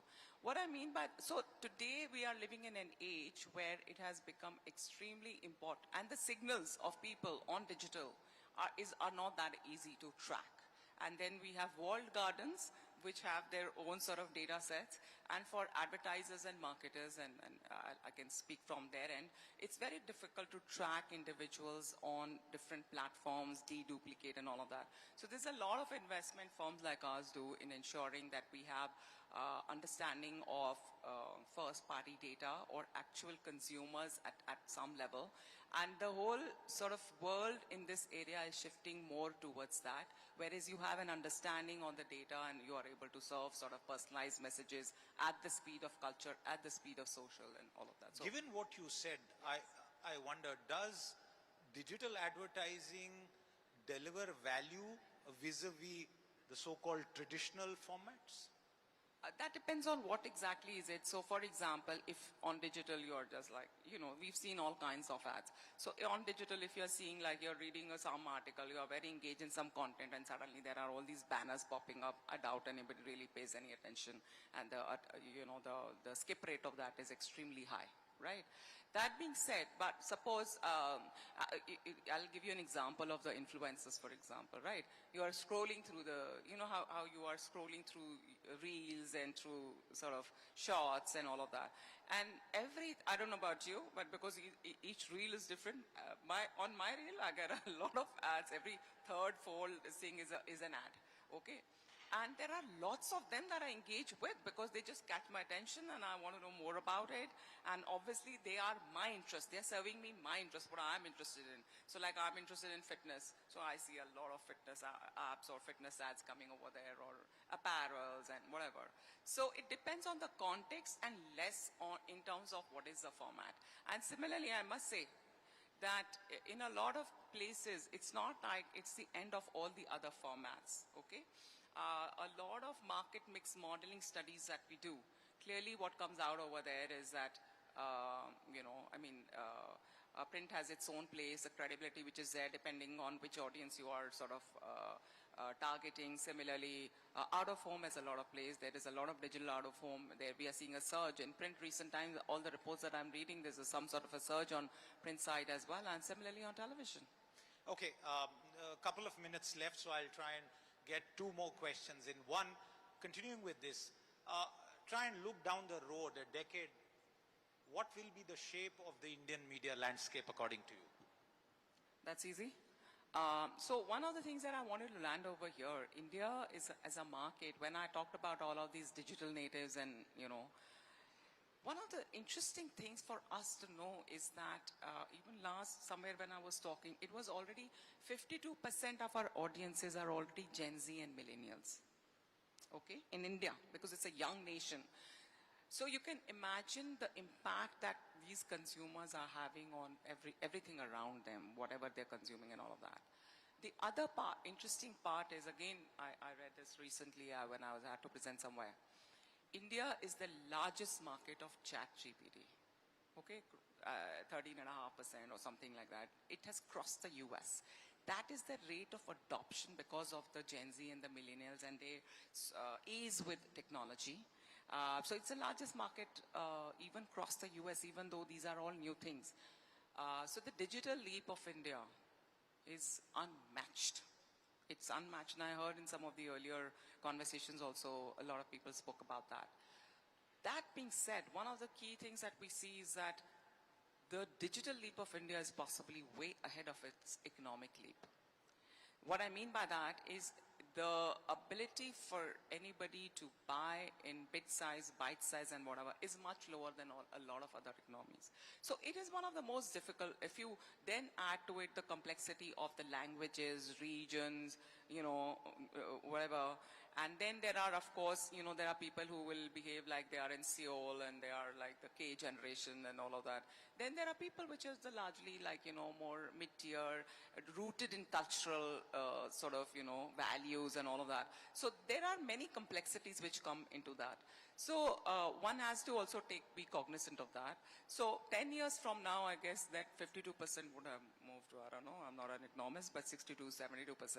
So this will be the, way of the world at that point in time. Okay, time's up, and I'm going to thank you at this stage, Anupriya. Hundreds, if not thousands of companies rely on her advice for their media strategy, and she's one of the best in the business, one of the most powerful women in business. Thank you very much for your time with us. Thank you very today. much for having me. Thank you all. Thank you so much. Huge round of applause. May I please request you to stay back as we click a photograph.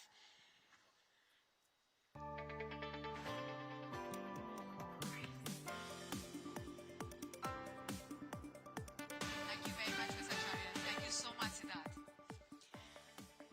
Ladies and gentlemen, it is now time for the launch of the special issue of the Business Today magazine. The Business Today, Most Powerful Women in Business issue. Remember, it was launched in the year 2003. It has already established itself as a powerful legacy of highlighting and celebrating achievements of extraordinary women leaders across diverse industries. Today, we are honored to unveil the latest edition of the BT MPW magazine issue, which showcases the inspiring stories of the leading women who have made it to the coveted list this year. To unveil this edition, may I please call upon stage our chief guest, Mr. Ashish Kumar Chauhan, the MD and the CEO of NSE. Is he here, National Stock Exchange? Warm welcome to you, sir. May I please invite on stage Mr. Arun Puri, Chairman and Editor-in-Chief of India Today Group. Let me also welcome Ms. Kali Puri, Vice Chairperson and Executive Editor-in-Chief of India Today Group. To accompany them, Mr. Dinesh Bhatia, Group CEO, India Today Group, Siddharth Zorabi, Group Editor, Business Today, and Alok Nair, COO of Business Today, to also come up on stage, please.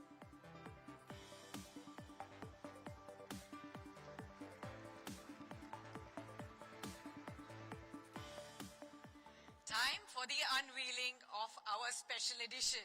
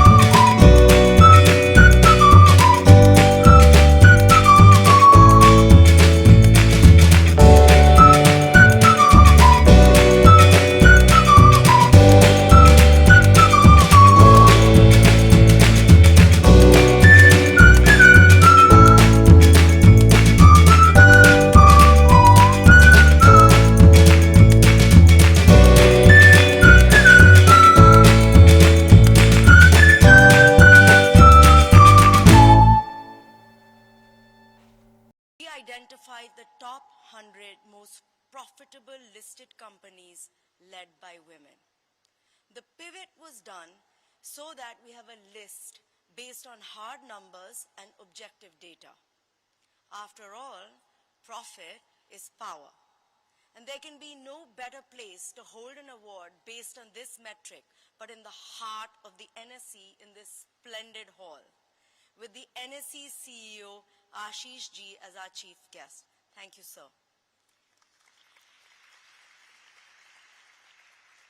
We have also added to the list exceptional women leading unlisted companies and those that are pillars of economic policy making. So today, since we have a new methodology and a new venue, we're also introducing a new way of doing the BT Awards by starting a woman chain of inspiration, by having one award winner linked to the next. How are we going to do this? So the first woman awarded will stay on with us to award the next, and so on and so forth.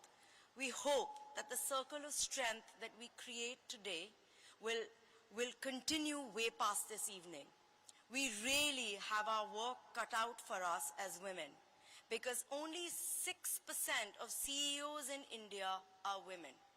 We need to create that chain of empowerment where one woman hoists up another. Because you know what? Wouldn't you feel more comfortable if you knew that a woman had your back? I would, I know.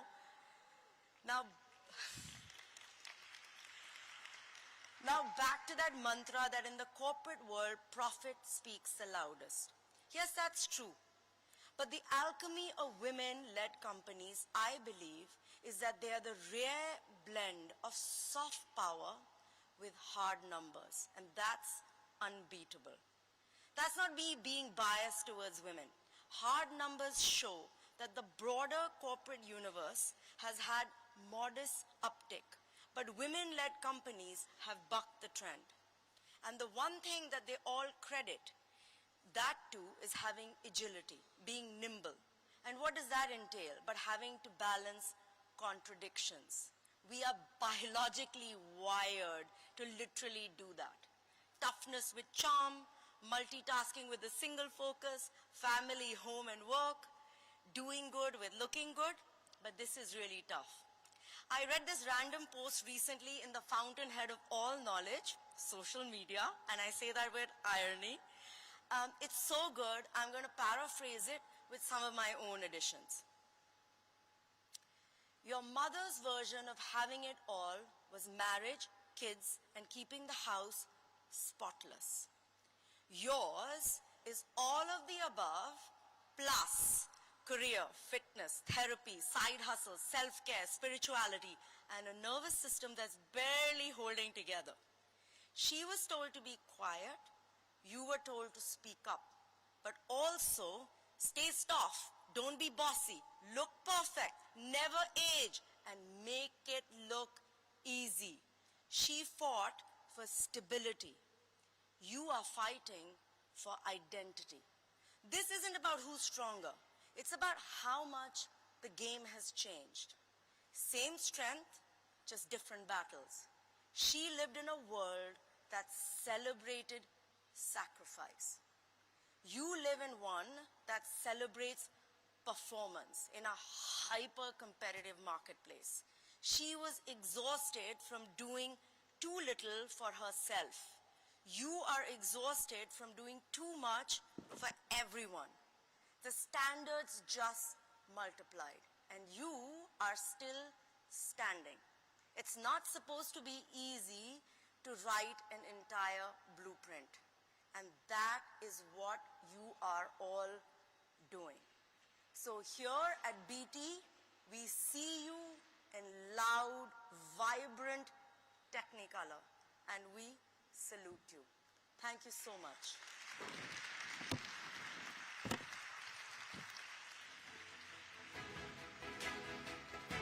Thank you so much, Ms. Kalipuri, for that very, very inspiring speech of yours. And now, ladies and gentlemen, this is the moment that we've all been waiting for the whole day.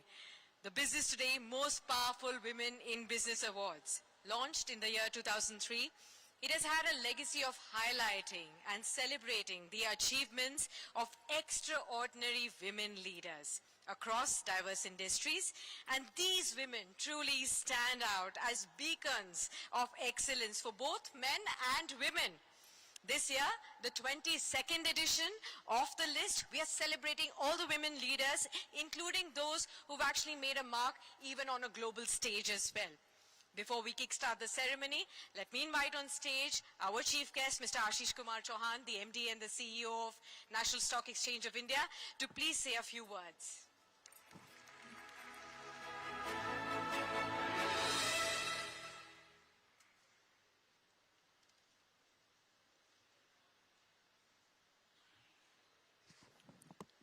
Shri Arun Puri, Sushri Kalipuri, Shri Dinesh Bhatia, Shri Siddharth Zarabi, members of the India Today family, distinguished women from the industry, ladies and gentlemen. Good evening and a warm welcome to NSE.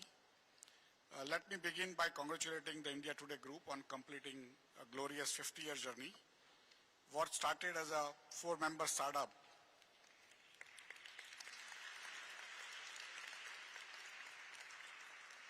in a small room grew into one of India's largest media conglomerates. What's truly remarkable is how India today has evolved with times, embraced change, and yet continues to shape India's media landscape year after year. On behalf of NSE, I commend the entire India Today group family and wish you the very best for the next chapter. Here is to next 50. And congratulations to Business Today for the launch of most powerful women in business platform, an important national spotlight on women's leadership and achievement. When I look at today's theme flow, drivers of change, guardians of the future, trailblazers of finance, steering a disruptive era in IT, ambitions versus biology, and leading with purpose, it sends one clear message. Women in business are defining India's transformation. Now that all of you are here, I know some of you are listed. My friend Meera is listed, and Pravina is also listed, but I think all of you should list.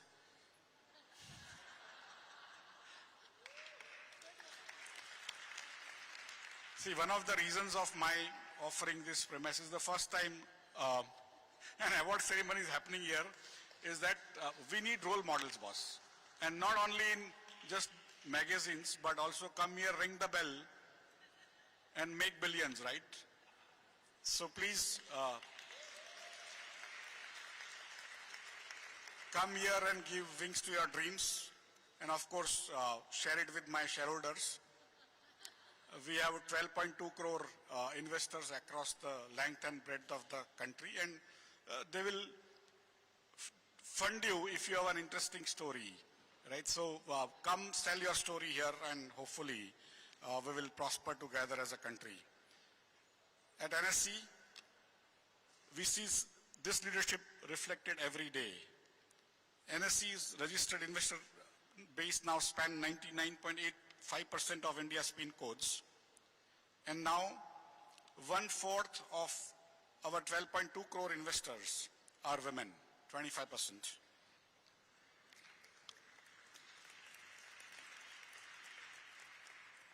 In last 10 years, from financial year 15 to now 26, 2.5 crore women out of 3 crore women have been last 10 years they have been added with a CAGR of 25%. We are widening access to, in financial year 25, NSE conducted 14,679 investors awareness program, and 1 in 5 were women specific, so that more women can invest with confidence and guard against frauds and mis-selling. This ties into a broader inclusion story of 56 crore Jan-Dhan accounts, 56% belong to women, and with female labor force participation rising from 23% in financial year 18 to now 42% in financial year 24. Women are shaping India's growth. For women in business, this matters deeply. Deeper market participation strengthens financial resilience and expands the ability to invest in growth, talent, and innovation. Leadership also shows up in governance. Women now hold roughly 1/5 of all board seats across all listed companies, many as independent directors, strengthening oversight and long-term decision-making. Equally powerful is the rise of women entrepreneurs. Women led about 1.6 crore businesses in India now, and this can further grow substantially with capital access, mentoring, and market linkages. At its core, NSE connects enterprises with capital, channelizing savings into productive investments. Today, we have more than 2,900 listed companies, including 700 SME companies, an important pathway for women-led growing enterprises to raise capital, build credibility, and scale sustainability. Mahatma Gandhi reminded us that our nation's strength is reflected in the dignity and status of its women. If India is to become Viksit Bharat and a global economic powerhouse, women-led and women-managed businesses will be one of its strongest engines. From Rani Lakshmibai to Savitribai Phule to Anandibai Joshi to Kalpana Chawla and to leaders like Kalipuri, Ananya Birla, India's story is filled with women who did not just break glass ceilings, they built new blueprints. And those blueprints are not only on the stage, they are right here in this hall among the many accomplished women in the audience. Even as we celebrate leaders in boardrooms and businesses, we acknowledge the silent builders of the nation, women who serve every day as doctors, soldiers, pilots, farmers, street vendors, factory workers, locomotive pilots, home business owners, and as homemakers, caregivers, mothers, sisters, and grandmothers. Their contribution may not always show up in balance sheets, but it builds families, values, and society itself. In a few moments, we will honor outstanding women leaders through these awards. Your achievements are signals to the market and to society of what is possible when women lead. Let us applaud success and renew our commitment to an India where every girl can aspire, every woman can participate fully, and every family, and therefore the nation, can prosper. And let us commit, especially in business, to faster access to capital, stronger networks, fairer opportunity, and more women in leadership roles across every sector. Thank you. Jai Hind.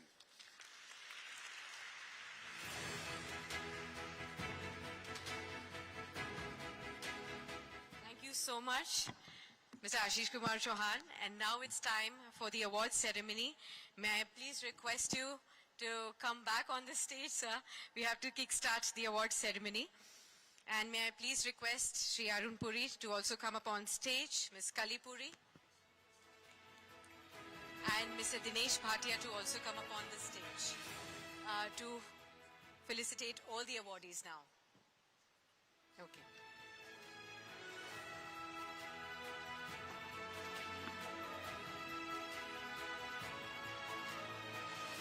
Right, ladies and gentlemen, it's time for the first award of this evening. And for this award, I'd like all of you to put your hands together for Ms. Devina Mehra, the founder and CMD of First Global. Congratulations, ma'am. The award for her unique and incisive data-driven approach to investment and for creating an asset management firm with scale.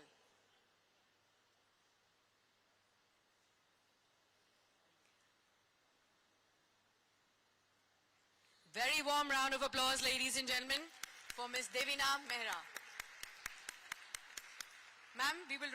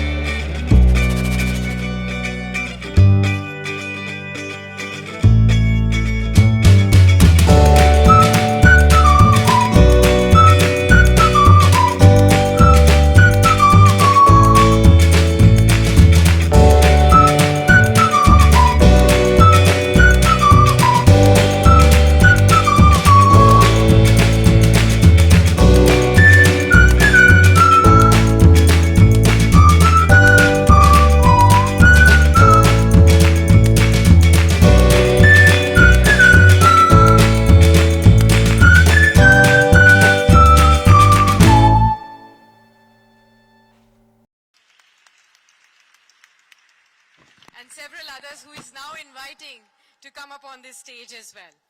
Ladies and gentlemen, for the next award, please put your hands together for Ms. Pallavi Shroff, the Managing Partner for Shardul Amarchand Mangaldas and Company, for making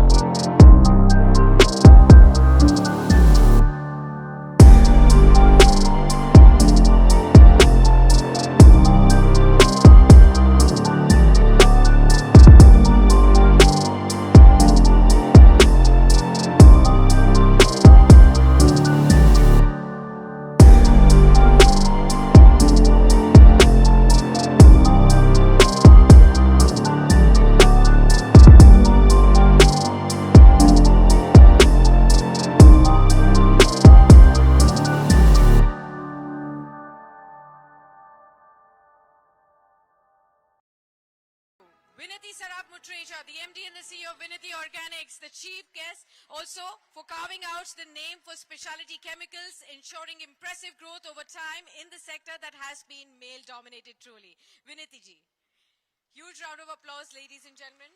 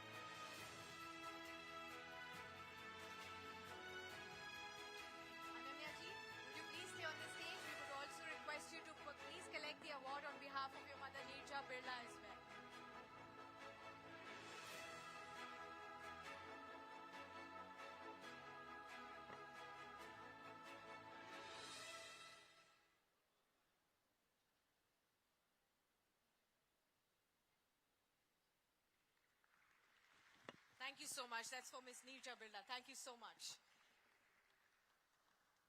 For the next award, ladies and gentlemen, please put your hands together for Bhuvneshwari A, the MD and the CEO of SBI Cap Securities, for successful stint across functions at the country's largest lender, and now in the new assignment to become a more digitally driven, customer-focused company.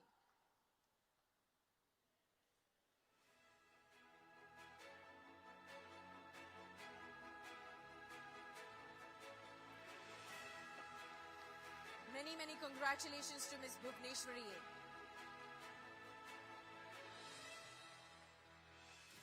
Thank you, Ananya ji.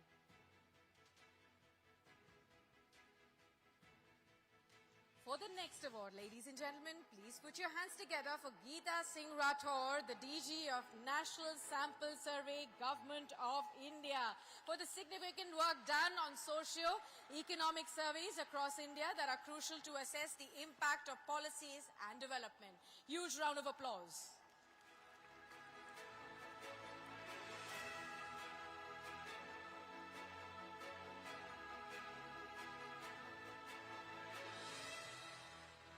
Warm round of applause, ladies and gentlemen, for Geeta Singh Rathore.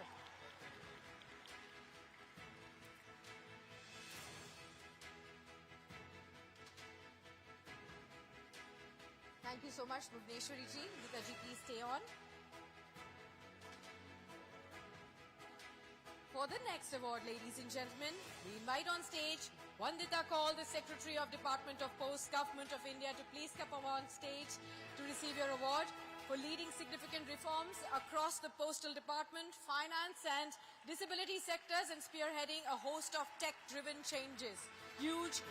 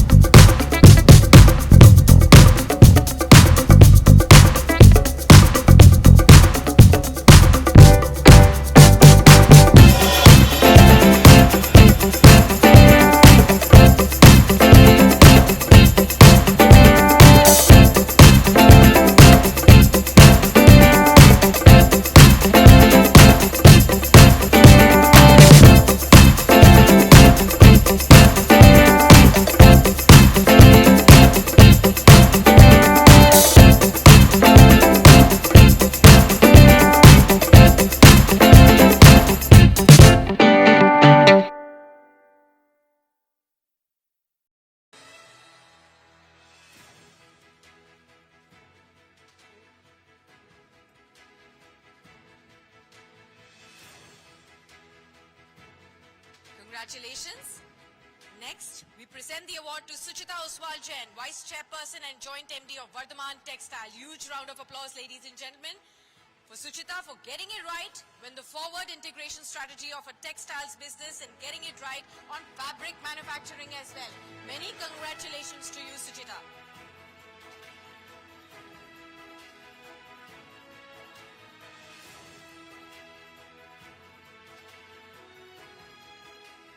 Many congratulations.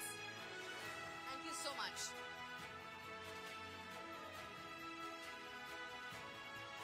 The next award, ladies and gentlemen, is presented to Beena Modi, the CMD of Godfrey Phillips India, for growing the FMCG business of the group's flagship that comprises cigarettes, confectionery across domestic and international businesses. Many congratulations to you, Ms. Beena Modi, for this award. Huge round of applause, ladies and gentlemen, for Beena Modi, the CMD of Godfrey Phillips India.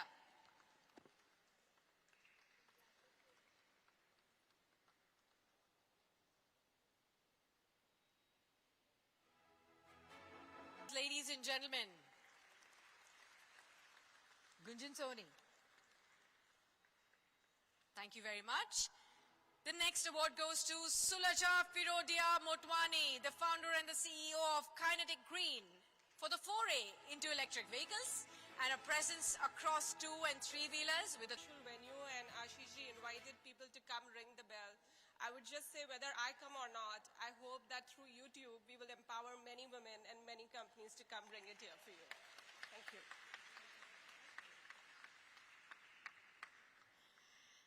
The next award, Shona Chauhan, CEO Parley Agro, please.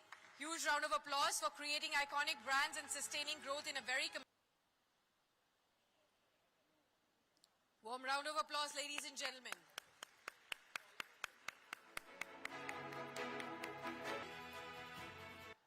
Goes to Kaku Nakati, the chairperson of India BOFA Securities. In recognition of the work done in global banking, markets, corporate banking, and making India a strategic base for various businesses. Kaku Nakati, chairperson of India BOFA Securities.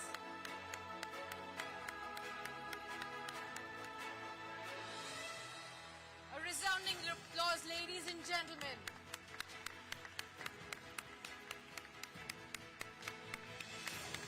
And now, ladies and gentlemen, for that iconic moment, may I request all the awardees of tonight to come up on stage? Absolutely, Kakuji wants to say something. Just in line with everyone saying, I must say, with Ashish here and with all, I've got many companies to list here. I'm here for you all to help you get here. Let me call all the awardees. Please bring your awards for that iconic photograph. Do bring in all your trophies right here. And we will have an iconic moment with all the has seen all of these women from diverse fields getting the awards tonight. Please do join us for dinner and networking next. Thank you so much. You've been a fabulous audience.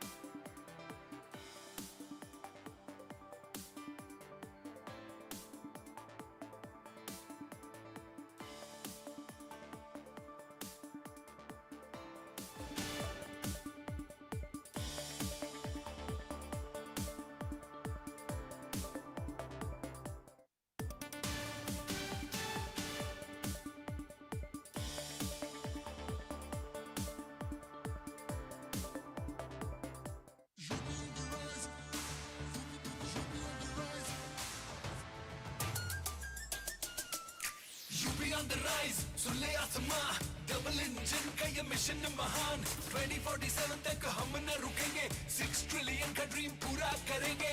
Mathura की गलियों में गूंजे है राधा, अयोध्या में दूर हुई मंदिर की बाधा, काशी प्रयागराज की गोल्डन चमक, यूपी सरकार की गूंजे धमक, सड़कों पर फर्राटा फिक्रलेस बिल्कुल बिंदास, एक्सप्रेस वे पर साए साए पूरा विश्वास, विकसित यूपी की बढ़ गई प्यास, 2047 का ये विजन बहुत खास, माफिया का दी एंड, फियर गॉन, योगी राज में लॉ एंड ऑर्डर हुआ स्ट्रॉन्ग, बेखौफ घूमे जनता, गुंडों पर मार, नया यूपी तोड़ रहा पुरानी दीवार। यूपी ऑन द राइज, सुन ले आसमां, डबल इंजन का ये मिशन महान, 2047 तक हम न रुकेंगे, 6 ट्रिलियन का ड्रीम पूरा करेंगे। माही भाई, कोई कूल बैंक बताओ ना। What do you mean by cool? Like जो कस्टमर के साथ हर कंडीशन में हो, जो एनवायरमेंटली कॉन्शियस हो, जो डिजिटल फर्स्ट हो, जिसके लिए हर कस्टमर इंपॉर्टेंट हो, सोशली कॉन्शियस हो। फिर तो SBI कूलेस्ट है। Really? SBI जो बैंक हर इंडियन को इको फ्रेंडली बनने में मदद करे, जो बैंक हर इंडियन को अपलिफ्ट करे, जो बैंक हर हाल में हर इंडियन का साथ दे, जो बैंक हर इंडियन को डिजिटल बैंकिंग करने का पावर दे, और जो बैंक हर इंडियन को साथ लेके चले, वही कूलेस्ट है। Really cool. Wow. कूल तो है। So cool, man. Very good. जो बैंक डिजिटली एडवांस्ड और इको फ्रेंडली हो और हर इंडियन को हर जगह सर्व करे, अपलिफ्ट करे, वही बैंक कूलेस्ट है। SBI, the banker to every Indian, truly.